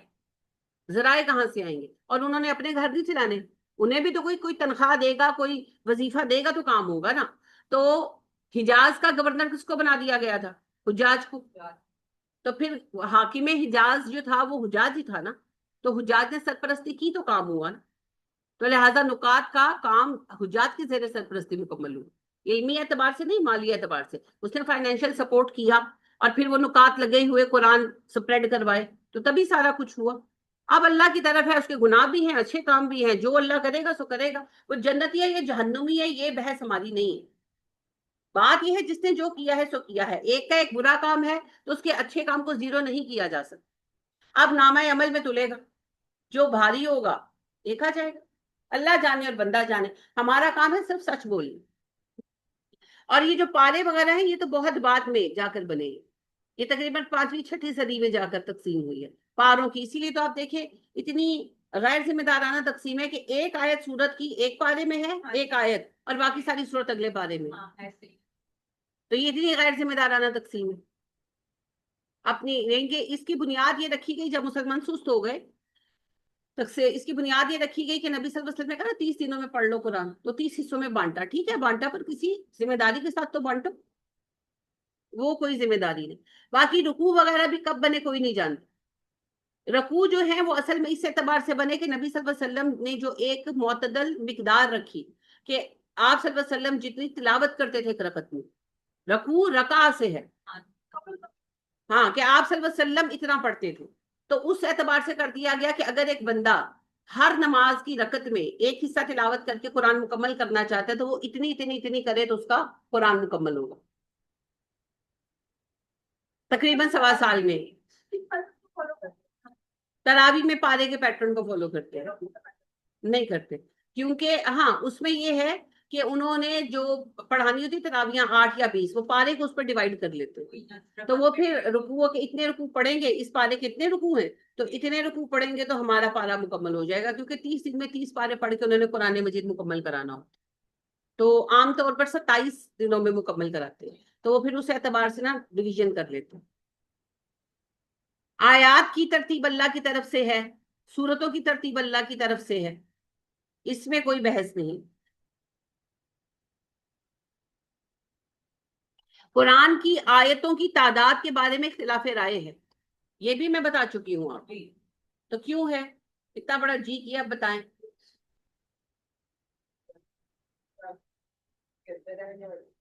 شاباش، ایک ریزن یہ ہے درست. بعض آیات لمبی ہے، ہمیں وقت ہے. شاباش، صحیح کہا.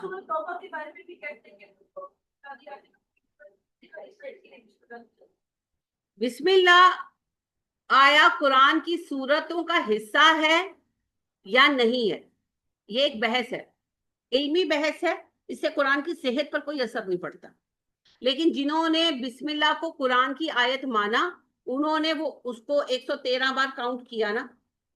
توبہ پر تو پڑھتے نہیں ہیں، تو وہ فرق آیا. ٹھیک ہے. پھر ایک اور مسئلہ یہ ہے کہ جو بہت لمبی صورتیں ہیں جیسے بقرہ آیتیں ہیں، جیسے بقرہ کی لمبی آیتیں ہیں، آل عمران کی ہیں، تو اس میں بعض سے زیادہ یعنی کہ 5-6 ایسے مقامات ہیں جہاں یہ بحث ہے کہ یہاں وقف لازم نہیں ہے، یہاں آیت ختم ہوئی ہے. اس بحث کی وجہ سے جنہوں نے آیت مانا انہوں نے آیتیں زیادہ کاؤنٹ کی، جنہوں نے وقف مانا انہوں نے آیتیں کم کاؤنٹ کی. اس کا مطلب یہ نہیں کہ قرآن کے الفاظ میں فرق ہے، الفاظ میں فرق نہیں ہے، رموزی اوقاف کی بحث ہے. جیسے کہ سورہ فاتحہ کی جو آخری آیت ہے، اور آخری سے کتنی آیتیں ہیں سورہ فاتحہ کی؟ 7 آیتیں. اب بعض جو ہیں یہ 6 مانتے ہیں اور بعض 9 مانتے ہیں، کیونکہ وہ وقف میں فرق کرتے ہیں. اہدنا الصراط المستقیم پر جو وقف مانتے ہیں وہ زیادہ ہو گئی، وہ 2 بن گئی. پھر اسی طرح جو آخری آیت آ جاتی ہے غیر المغضوب علیہم پر جو آیت مانتے ہیں تو ان کی 9 آیتیں ہو گئی نا، 2 بند گئی. اور جو کہتے ہیں کہ یہ جو آخری آیت جو ہے یہ الگ آیت نہیں ہے، یہ اوپر والی آیت کا حصہ ہے، تو ان کی 5 ہو گئی. اور اوپر الحمدللہ رب العالمین الرحمن الرحیم کے جو عالمین پر آیت ہے اس کو بھی وقف مانتے ہیں، تو وہ ادھر سے بھی ایک ہو جاتی. تو ایک اوپر سے ریڈیوس ہوئی، ایک نیچے سے ریڈیوس ہوئی، 5 ہو گئی. اور جب وہ وقف نیچے والی پر وہ وقف کی بجائے آیت مانتے ہیں تو اس میں پھر 9 ہو جاتی ہے.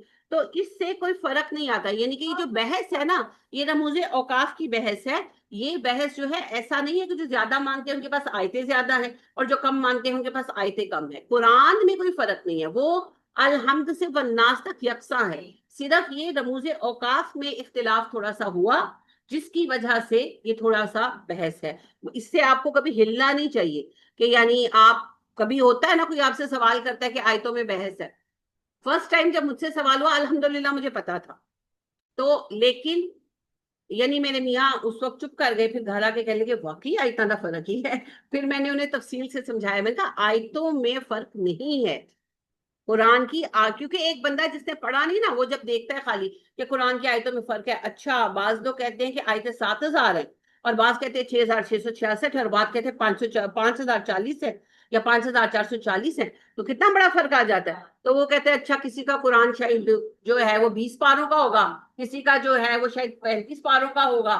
نہیں، ایسا کچھ نہیں ہے. قرآن یہی ہے الحمد والناس. یہ صرف رموز اوقاف کی بحث ہے کہ کیا یہاں آیت مکمل ہو رہی ہے یا یہاں وقف لازم آ رہا. یہ اتنی اہم بات میں نے آپ کو بتائی، آپ کو یہ پتا ہونی چاہیے کیونکہ کل کو کوئی بھی آپ سے سوال کر سکتا. تو یہ نہیں کہ آپ کہیں اچھا میں پوچھوں گی میں دیکھوں گی، نہیں، آپ کو پتا ہونا چاہیے. یہ حق الیقین کے معاملات. اور آج بھی اللہ کے فضل سے جو مصحف عثمانی ہے اس کا ایک حصہ تو کاپی میں ہے، ایک برٹش میوزیم میں ہے اور ایک جو الازہر یونیورسٹی کی لائبریری ہے مصر وہاں پر ہے. ٹیلی کیا جا بھی چکا ہے، آپ جا کر خود بھی کر لیں. ایک لفظ کا فرق نہیں، ایک حرف کا فرق نہیں. ہاں زیر زبر نہیں ہے لیکن کوئی فرق نہیں. ٹھیک ہے. اور ابھی بھی الحمدللہ پہلی صدی سے لے کر آج تک کے قرآنوں کے نسخے جو ہے نا وہ موجود ہیں. بلکہ ایک بڑا نقصان ہوا سیکنڈ ورلڈ وار میں. ڈاکٹر حمید اللہ بیان کرتے ہیں کہ فرانس میں ریسرچ شروع ہوئی بائبل پر، قرآن پر، تو قرآن کے ہر صدی کے نسخے اکٹھے کیے گئے میوزیم میں نا، ریسرچ کے لیے ان کا اپنا ریسرچ کا ایک پرپز تھا. تو ہر صدی کے نسخے جو ہے مکمل کیے گئے اور جمع کیے گئے، ان کو کمپیئر کیا گیا اور اس کی ابتدائی رپورٹ بھی شائع ہوئی فرانس نیشنل ریسرچ انسٹیٹیوٹ سے کہ اور وہ ریسرچ یہی تھی کہ ایک زیر زبر کا فرق بھی نہیں پایا گیا. ہاں املا کی کوئی غلطی پائی گئی تو پائی گئی، کوئی فرق نہیں پایا گیا. اور اس کی فائنل رپورٹ آنے سے پہلے سیکنڈ ورلڈ وار چل رہی تھی تو وہ بم گرا اور وہ انسٹیٹیوٹ تباہ ہو گیا. تو رپورٹ تو آج بھی موجود ہے مگر وہ قیمتی نسخے ضائع ہو گئے. لیکن ابھی بھی مختلف صدیوں کے نسخے موجود ہیں مختلف لائبریریز میں. جیسے میں نے الحمدللہ سعد بن ابی وقاص رضی اللہ تعالیٰ عنہ کا ہینڈ ریٹن نسخہ، ان کا مصحف میں نے خود دیکھا چائنا، اور وہ انہوں نے بڑا اچھا پریزرو کیا ہے. پاکستان میں ہوتا تو نہ ہوتا بھائی، چائنا میں ہے، شکر ہے انہوں نے ایک ایک پیج اس کا جو ہے نا وہ انہوں نے سنبھالا. بالکل بالکل. تو آپ دیکھیے، اچھا وہ حضرت سعد والا بھی نقطوں کے بغیر ہے. ہاں بالکل ظاہری بات ہے، اس وقت نقطے تھے ہی نہیں. پہلی صدی میں آپ کو نقطے نہیں ملیں گے، دوسری صدی کے بعض قرآنوں میں ملیں گے بعض میں نہیں، کیونکہ جو عربیوں کے لیے لکھے جاتے تھے ان میں نہیں ڈالے جاتے تھے، جو غیر عربوں کے لیے لکھے جاتے تھے ان میں ڈالے جاتے تھے. تو وہ ڈیپینڈ کرتا. ٹھیک ہے. اور ایون غیر عرب بھی جو عربوں سے جا کر تعلیم لے رہے تھے وہ غیر نکات غیر منقوط پڑھنا سیکھ جاتے کیونکہ وہ عربوں سے جو سیکھ رہے تھے تو وہ غیر منقوط پڑھنا سیکھ جاتے. تو یہ مسائل تو تھے. یہ تو آپ سوچتے ہیں کہ نہ ہوتا تو مشکل ہوتی. کبھی ان لوگوں کا سوچے جنہوں نے یہ حل سوچا، انہوں نے کتنا سوچا ہوگا، وہ کتنا جاگے ہوں گے، وہ کتنا تڑپے ہوں گے، انہوں نے کتنی دعائیں مانگی ہوں گی. اگر آپ کو ان رولز کو فالو کرنے میں اتنی دقت ہے تو ان کو بنانے والوں نے کتنی پین لی ہوگی. کبھی ان کے لیے دعا کی، کبھی ان کے لیے شکر کیا کہ اللہ نے ایسے ہمیں اجداد دیے جن کو قرآن کی اتنی محبت ہے. کبھی یہ شرم آئی کہ ان لوگوں نے ہمارے لیے اتنا کام کیا اور ہم پکی پکائی کھیر کھانے کو بھی راضی نہیں ہے نا یہ سوچ. لیکن کبھی سوچا، یعنی مجھے واقعی شرم آتی ہے مجھے واقعی، یہ میں آپ کو جملہ نہیں کہہ رہی، میں اللہ سے اس بات پر استغفار کرتی ہوں کہ جو کتابیں ہمارے اجداد لکھ گئے ہم ساری پڑھنے کی بھی طاقت نہیں پاتے. اللہ ہم کتنے پیچھے ہیں، ہم کتنے پیچھے ہیں، ہم کتنے نالائق ہیں. یعنی ایک بندے کی میں آپ کو اگزامپل دیتی ہوں، کسی بہت بڑے کی نہیں، صحابی کی نہیں میں دے رہی. نیچے آ جائیں، امام نووی رحمہ اللہ، مشہور نام ہے، اربعین نووی آپ لوگوں نے کہیں نہ کہیں دیکھی ہوں گی. امام نووی نے 27 کتابیں لکھی ہیں اور 35 سال کی عمر میں وہ بندہ وفات پا گیا تھا، اور ان کے پاس کوئی مارکر پین نہیں تھے، قلموں سے تراش تراش کر. آپ دیکھیں اس بندے نے کتنا کام کیا، کس قدر اس انسان نے کام کیا. اور آج صرف امام نووی کی تصنیفات پڑھ نہیں پائی، میں بھی نہیں پڑھ پائی ساری، چند ایک ہی پڑھی ہے میں نے. تو آپ سوچیں کیا ہے ہمیں مسئلہ، کیا ہے زندگی میں. تو ان کے بھی 24 گھنٹے ہی تھے، ان کی زمانے میں 48 گھنٹوں کا دن تو نہیں تھا، یا 14 دنوں کا ہفتہ تو نہیں تھا. تو پھر کیا فرق تھا؟ صرف انہوں نے اپنے آپ کو اللہ کے لیے ڈیڈیکیٹ کر دیا. ہماری دنیا ہی ختم نہیں ہوتی. اب یہی دیکھ لیں کہ اتنا بنیادی موضوع آپ کو کیوں نہیں آیا. کیا آپ نالائق ہیں؟ نہیں. کیا آپ کی عقل کم ہے؟ نہیں. آپ گھر جا کر دہراتے ہی نہیں، آپ کبھی کوئی لیکچر پریپیئر ہی نہیں کرتے. اگر آپ پریپیئر کرتے تو آپ کو آتا. تو یہ جو غیر سنجیدہ رویہ ہے یہ اللہ کو پسند نہیں، اسی لیے پھر علم میں برکت نہیں ہوتی. شکر سے نعمت بڑھے گی نا. اور شکر کیا ہے؟ نعمت کا استعمال، درست استعمال. اگر آپ کو میں ایک تحفہ دوں اور آپ اسے استعمال کریں تو اس کا مطلب ہے کہ آپ میرے تحفے کی قدر کر رہے ہیں. اور اگر آپ لے جا کے ادھر پھینک رہے ہیں اور چلے جائیں اور یہیں پڑا رہ جائے تو کیا مطلب ہے؟ آپ کو اس تحفے کی کوئی قدر نہیں ہے. تو اللہ آپ کو علم دیتا ہے اور آپ اس کو استعمال ہی نہیں کرتے، اس کو سنبھالتے ہی نہیں، تو مطلب یہ ہے کہ آپ کو قدر ہی نہیں ہے. تو اضافہ کہاں سے ہوگا؟ شکر کرنے والوں کو اضافہ ملے. تو جو علم ملا اس کو سنبھالیے، اس پر توجہ دیجیے، اس پر محنت کیجیے، تاکہ اللہ خوش ہو کہ میرا بندہ میرے دیے علم کی کتنی قدر کر رہا ہے. پھر اللہ اور دیں گے. اور اگر پہلا ہی ضائع کر دیں گے، اگر آپ میرا پہلا تحفہ یہاں پھینک جائیں گے تو میں دوبارہ آپ کو کیوں دوں گا؟ اللہ کیوں دیں گے؟ ہے نا؟ یہ اصولی باتیں. اور یہ یاد رکھیں کہ جو عربی ہے، جو زبان ہے، یہ تو ویسے ہی بڑی وسیع ہے. اصل میں ویسے یہ بات آپ کو سمجھانے کے لیے کہنے والی تھی، مگر آپ کی وجہ سے بات کہاں سے کہاں آئی، اور آج کی پوری کلاسز ایسے لیکچر میں چلی گئی جو کہیں پلان نہیں تھا. اب اس پر آپ پیار ہی لیں مجھ سے، اور کیا کہوں گی میں.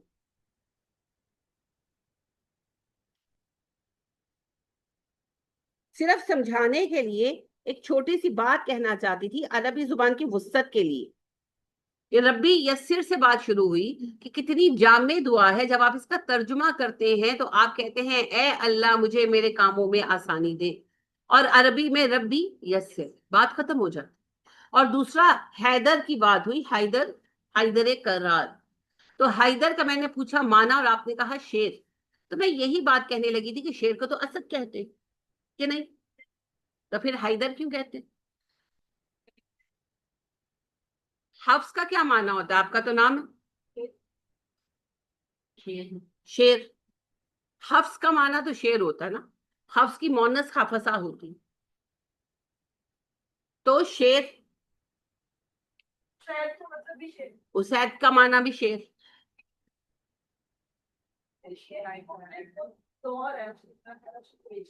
اس کی مختلف کیفیتوں کو بیان کرتا ہے، ساری الگ الگ کیفیتیں.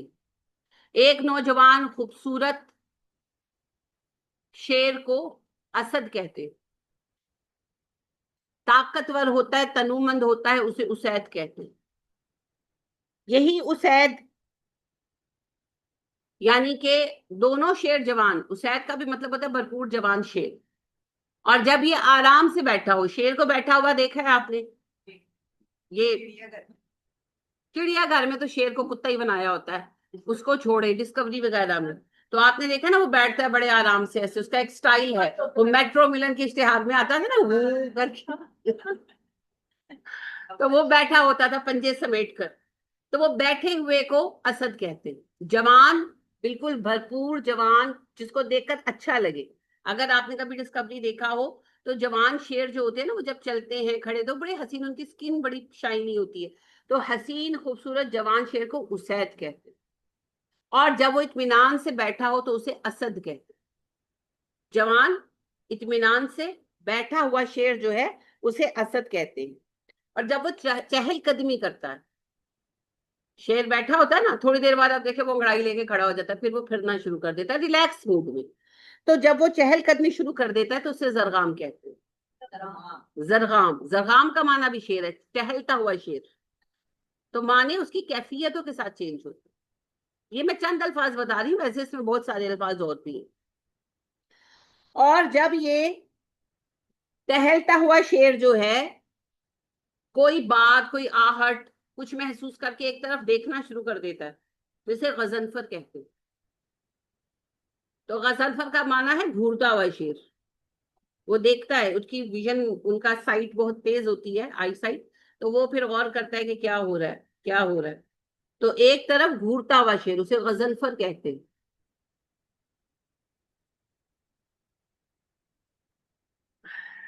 اللہ اللہ۔ تو جب اسے خطرہ محسوس ہوتا ہے نا، یا وہ شکار قریب پاتا ہے یا دشمن، تو پھر وہ دھاڑتا ہے، حملے سے پہلے دھاڑتا ہے۔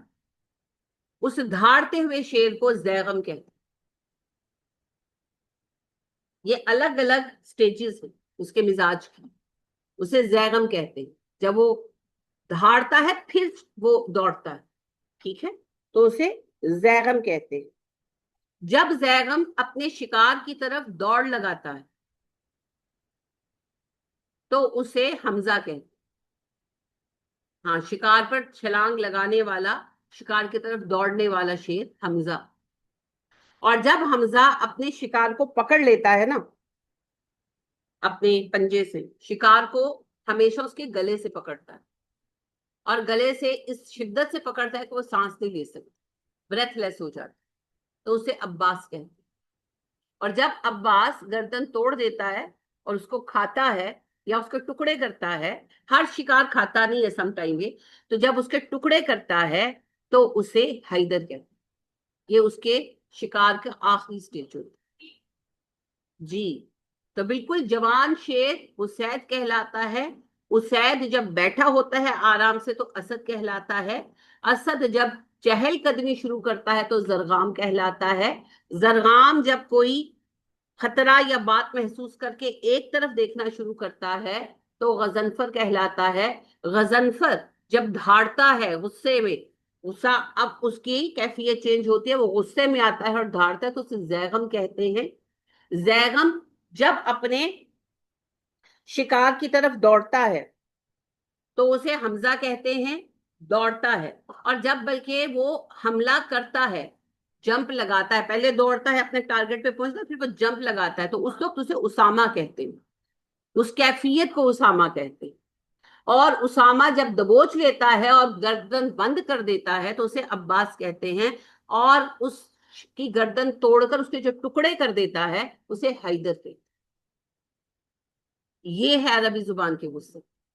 اور ابھی میں نے صرف آپ کو اس کی کیفیت، موڈز بتائے ہیں، ایج کے اعتبار سے اس کے علیحدہ نام ہے۔ تو اس وسعت کی زبان کا آپ مطالعہ جب کریں گے تو پھر تھوڑا سا محنت تو کرنی پڑے گی، اور اگر آپ قرآن کو اس کے معنوں میں سمجھنے لگے، اس کی زبان میں سمجھنے لگے، تو قرآن کا اثر آپ کے دل پر بڑھ جائے گا ہر اعتبار سے۔ لا الہ الا اللہ پڑھتے ہیں آپ، سبھی پڑھتے ہیں، اور یہ وہ کلمہ ہے جو اللہ کے فضل سے ہمیں پیدا ہوتے ہی نصیب ہوتا ہے، کیونکہ ہم مسلمان گھرانوں میں پیدا ہوئے، تو سب یہی آلائی ربکما تکذبان ہے نا، اسی ایک نعمت کا شکر ادا نہیں کر سکتے، کیونکہ جنت کی کنجی کیا ہے؟ لا الہ الا اللہ۔ تو لا الہ الا اللہ کا کیا معنی ہے؟ اب سب بتائیے۔ ایک جملے کا ایک ہی جملے میں ترجمہ کیے، تفسیر نہیں پوچھی، ترجمہ پوچھا۔ لا الہ الا اللہ کا ترجمہ کیا ہے؟ جی کوئی معبود نہیں سوائے اللہ کے، یہی ترجمہ ہے، شروع سے پڑھا ہے۔ اگر آپ اس کی عربی جانے نا تو آپ کو اس کی وسعت کا پتہ چلے۔ لا الہ، الہ کیا ہے؟ اسم ہے، فعل ہے، حرف ہے؟ الہ کیا ہے؟ اسم ہے۔ اسم کی پہچان کیا ہوتی ہے؟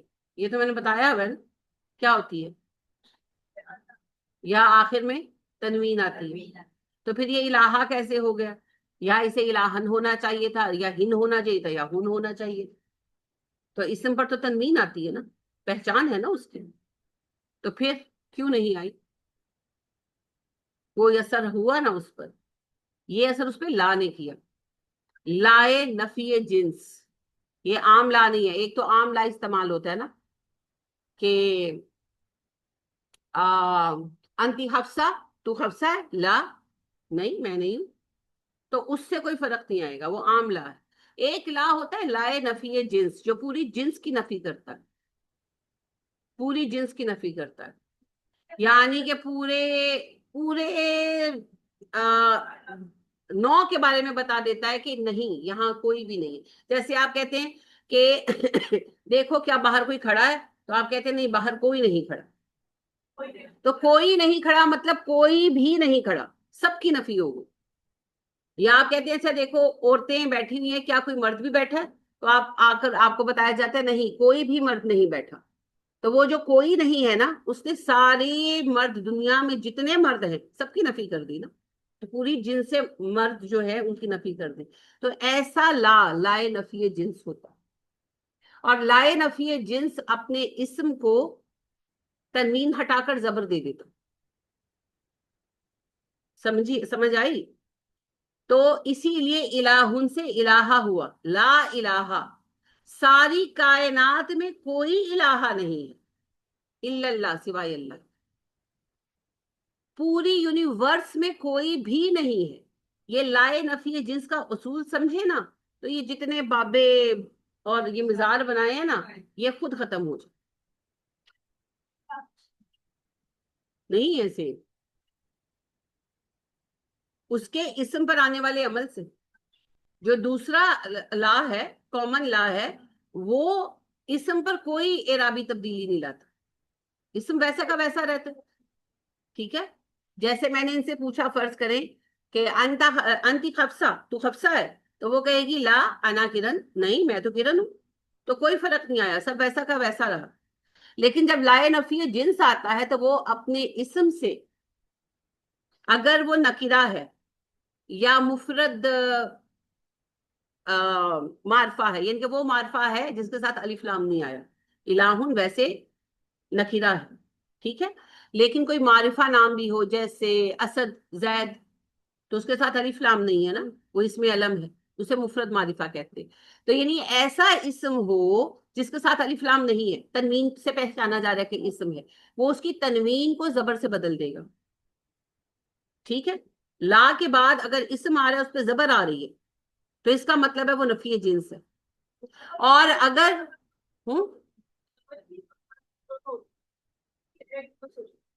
کھڑا زبر کیوں آئے گا؟ کھڑا زبر بہت ریئر ہے، ویسے آ سکتا ہے، اس کا کھڑا زبر کا تعلق جو ہے نا وہ تجویدی رولز کے ساتھ، ہاں اس کو اس کی ایسی چھوڑ دیں۔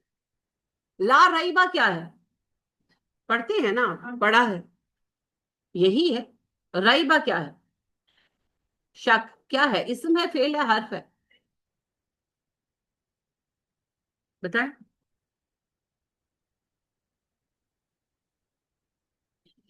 کام فعل ہوتا ہے، پکا؟ فعل کی ڈیفینیشن پکی ہے؟ اچھا اسم کیا ہے؟ اسم کی ڈیفینیشن اور بس چیز جگہ کا نام، چیز کا یا جگہ کا نام بس۔ اسم کی ڈیفینیشن اردو میں نہیں پڑھی، اسم فعل حرف پڑھا ہے نا، اردو میں پڑھا ہے، انگریزی میں پڑھا ہے، ناؤن کی ڈیفینیشن پڑھی ہے، تو وہی رہے گی، وہ بدل تھوڑی جائے گی، زبان بدلے گی، ڈیفینیشن تو وہی رہے گی۔ تو خالی جگہ کا نام، کیا انہوں نے کہا؟ چیز کا نام اور جگہ کا نام بس، شخص کا نام اور ایک چیز مس کر رہے ہیں. نہیں نہیں، سب کو پتا ہے، پتا سب کو ہے. جب میں بتاؤں گی کہ ہاں، کیونکہ سب گرامرز میں لکھی ہوئی ہے.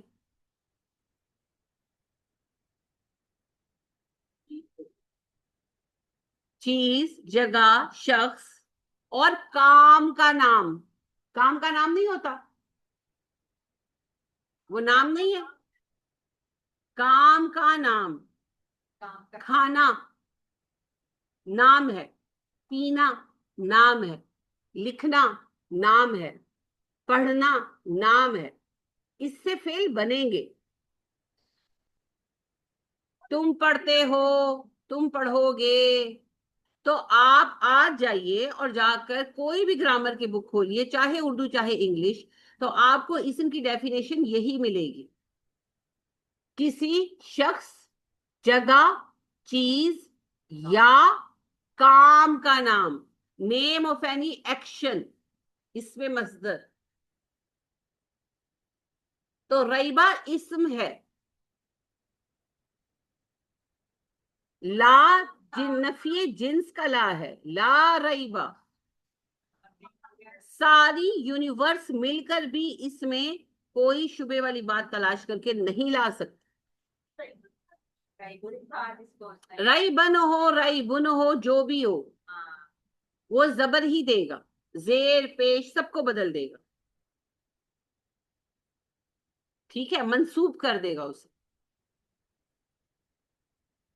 تو عربی کا اپنا لب و لہجہ ایک اعجاز ہے. اس کی جتنی سمجھ آتی ہے، قرآن کا حسن آپ کو اتنا سمجھ آتا. اور دوسری بات یہ ہے کہ آپ اپنے لیسنز کو گھر جا کر پڑھا کریں، اور اگر کوئی پوائنٹ کلیئر نہ ہوا کرے، لیکچر کو ریپیٹ کیا کرے یا مجھ سے پوچھا کرے، تاکہ آپ کا علم راسخ ہو. والراسخون فی العلم، وہ جو علم میں راسخ ہے. تو رسوخ کیسے آتا ہے؟ راسخ کہتے کس کو؟ راسخہ کہتے ہیں کیل ٹھوکنے کو. تو وہ پہلوان لائیں میرے سامنے جس نے ایک چوٹ میں کیل ٹھوک دیا ہو. کوئی ایسا نہیں کر سکتا. ہر ایک چوٹ کے ساتھ کیل اندر جاتا ہے اور پھر آخر کار وہ ٹھک جاتا ہے. تو وہ چوٹیں آپ کو بھی تو لگانی پڑیں گی. بغیر محنت کسی کو کچھ حاصل نہیں ہوتا جی دنیا میں، کچھ حاصل نہیں ہوتا. اور علم، علم تو ویسے ہی بڑا باوقار ہے. اور نبی کریم صلی اللہ علیہ وسلم نے قرآن کے بارے میں تو خصوصیت سے کہا، جسے آپ نے حفظ کے لیے جو ہے نا خاص کر لیا، حالانکہ قرآن کے ہر علم کے لیے. کہ نبی کریم صلی اللہ علیہ وسلم نے فرمایا قرآن کو باندھ کے رکھو، یہ بھاگ جانے میں اونٹ سے بھی زیادہ تیز ہے. ہاں، جو قرآن کی قدر نہیں کرتا، قرآن کا سب بھول بھال جاتا ہے اس کو. تو پھر چاہے وہ حفظ ہو، چاہے وہ تفسیر ہو. اسی لیے پڑھنے کے بعد الہدا سے پڑھ کر آئے ہیں، الفوظ سے پڑھ کر آئے ہیں، ادھر سے پڑھ کے آئے ہیں، ادھر سے. تو بیٹھیں گے تو بات کریں گے، ہاں ہم نے ایسا کچھ سنا تو تھا، ہاں وہ کوئی ایسی بات ہوئی تو تھی، قرآن میں کچھ ایسا لکھا ہوا ہے کہ نہیں؟ اور پڑھا آپ نے ہے، ڈگری آپ کے پاس ہے، ہم سے کیوں پوچھ رہے؟ تو آپ ایسے ہی رہنا چاہتے ہیں تو آپ کی مرضی. اور اگر آپ علم میں راسخ ہونا چاہتے ہیں تو محنت کیجیے. والراسخون فی العلم بننے کے لیے آپ کو محنت کرنی ہوگی. اللہ آپ کے لیے آسان کر دے. اور سب سے اہم بات یہ ہے کہ اللہ آپ کو شوق عطا کر دے. شوق عطا کر دے، آپ کے اندر وہ تڑپ پیدا کر دے جو آپ سے کام کروائے. وہ اقبال کہتے ہیں نا، یا رب دل مسلم کو وہ زندہ تمنا دے، جو قلب کو گرما دے، جو روح کو تڑپا دے. بھٹکے ہوئے آہو کو پھر سوئے حرم لے چل، محروم تماشا کو پھر دیدائی بینا. تو اللہ کرے کہ آپ کے اندر وہ تڑپ پیدا ہو. زندگی تو بھائی گزر ہی جائے گی، چاہے آپ کل انعام گزارے یا آپ صحابہ کے نقش قدم پر چل کر گزارے. تو کوشش کریں کہ کچھ کریں زندگی، زندہ ہونے کا ثبوت دے. تو کام کیا کریں، کام کیا کریں، کام کیا کریں. اللہ آپ کے وقت میں برکت دے، آپ کے شوق میں برکت دے. اب آج بات کسی اور موضوع پر ہونی تھی اور ساری بات جو ہے وہ کہیں اور چلی گئی. چلیے اسی میں برکت ہو جائے. آمین. اگلے ہفتے کا میں نے آپ کو کام دے دیا ہے. اسائنمنٹ اس ویک میں آپ نے مجھے جمع کرانی ہے جو ہیں غلامی کے موضوع پر، اور غلامی کا موضوع اور یہ تدوین قرآن، جمع و تدوین قرآن. اچھا آپ کے پاس جو ایف اے بی اے کی کوئی اسلامیات کی کتابیں گھر میں پڑھی، اس میں بھی یہ پورا ٹاپک ہے. ہر کتاب میں ہے بھائی، ایف اے سے شروع ہو کر ایم اے تک، جمع و تدوین قرآن. ایون ایم ایس میں ہر ایک لیول پر یہ ٹاپک ہے. تفصیل بڑھتی جاتی ہے لیکن یہ قرآن کا کنفرم ٹاپک ہے. قرآن کیسے کمپائل ہوا؟ کیونکہ جب مغرب والوں نے اعتراضات کیے تو سب سے بڑا اعتراض یہ کیا، قرآن تو لکھا ہی بعد میں گیا، محمد تو لکھوا کے نہیں گئے صلی اللہ علیہ وسلم، تو قرآن تو صحیح ہو ہی نہیں سکتا. تو کیا جواب دیں گے آپ اس کا؟ اس کی جمع و تدوین کے ادوار بتائیں گے آپ کہ تمہیں کس نالائق نے کہا. ہاں کتابی شکل میں نہیں تھا مگر ایسے ایسے ایسے اس کی حفاظت تھی. تو یہ موضوع آپ کو اسلامیات کی ہر کتاب میں ملے گا، کورس کی کتاب میں ملے گا. اگر آپ کا شوق ہو آپ کو کتابیں بھی مل جائیں گی، لیکچرز بھی مل جائیں گے. بہرحال شوق ہو یا نہ ہو، وہ کہتے ہیں ڈنڈا علاج ہے بگڑے تگڑوں کا، تو آپ کا بھی یہی علاج ہے. تو اگلے ویک میں کسی بھی دن لے لوں گی، چاہے میں منڈے کو لوں ٹیوزڈے کو لوں، وہ میں اپنی سہولت پر دیکھوں گی. آپ کے ان دونوں ٹاپکس کا ٹیسٹ ہوگا، چاہے میں اورل لوں چاہے میں ریٹرن لوں، وہ بھی میری مرضی. آپ نے اپنے آپ کو پریپیئر کرنا ہے، چاہے آبجیکٹو ہو چاہے سبجیکٹو. میں لمبا سوال لکھواؤں یا چھوٹے سوال، وہ سب میری مرضی پر چلے گا. ٹھیک ہے؟ تو آپ نے اس کو دونوں ٹاپکس کو پریپیئر کرنا. کوشش کریں کہ آپ کا علم راسخ ہو اور آپ کو بات پتا ہو. ٹھیک؟ تو اللہ اس بات کے لیے ہم سب کے لیے آسانیاں فرمائے. آمین ثم آمین. نفل پڑھا کریں، دعا کیا کریں، اور اس بات کے لیے بھی دعا کریں کہ اللہ پاک ہمیں آسانی دے اور ہم دوسرے وزٹ کے لیے جا سکیں سیلاب زدہ. جی یہ جمع تدوین قرآن نہیں، اسائنمنٹ نہیں بنانی، اسائنمنٹ ایک ہی بنا لیں تو بڑی بات ہے. ہر بندہ جو ہے اسائنمنٹ اپنی دو لوگوں کو میں نے کہا نا مل کر تیار کریں، تو ایک نے دوسرے کے بھروسے نہیں بیٹھے رہنا کہ وہ تیار کر لے گا میں وہی دکھا دوں گا. میں پوچھوں گی کہ کس نے کون سا حصہ تیار کیا ہے. ٹھیک ہے؟ دونوں نے مل کر کام کرنا اور دونوں کی محنت شامل ہونی چاہیے. ٹھیک؟ اچھا جی ہاں بنے گی ایک ہی اسائنمنٹ، لیکن دونوں کی محنت ہونی چاہیے. یہ نہیں کہ ایک بندہ کر کے آ جائے اور دوسرا جو ہے وہ سمجھے کہ مجھے آ گیا. ایسے نہیں ہوتا نا، ایک کے کرنے سے کبھی دوسرے کو آتا ہے نہیں. یہ تو علم کے لیے کر رہے، تو پھر ایک کو تو آ جائے گا، جس نے کیا اس کو تو آ جائے گا، اور جس نے نہیں کیا اسے کیا آئے گا؟ کچھ بھی نہیں آئے گا نا. تو کام کرنا ہے. ہاں جی کوئی بات جو آپ پوچھنا چاہیں بات میں. جی کوئی سوال نہیں ہے، چلے یہ بھی اچھی بات ہے. اللہ پاک آپ لوگوں کو اور مجھے ہم سب کو اللہ جنتوں میں ساتھ رکھے اور بہترین کام کی توفیق عطا فرمائے. اچھا جی میں سبق کا پوچھنے والی تھی، کس کس نے سنایا؟ چلے میں پوچھتی ہوں. سبحانک اللہم و بحمدک ونشہد ان لا الہ الا انت ونستغفرک ونتوب الیک. السلام علیکم ورحمۃ اللہ وبرکاتہ.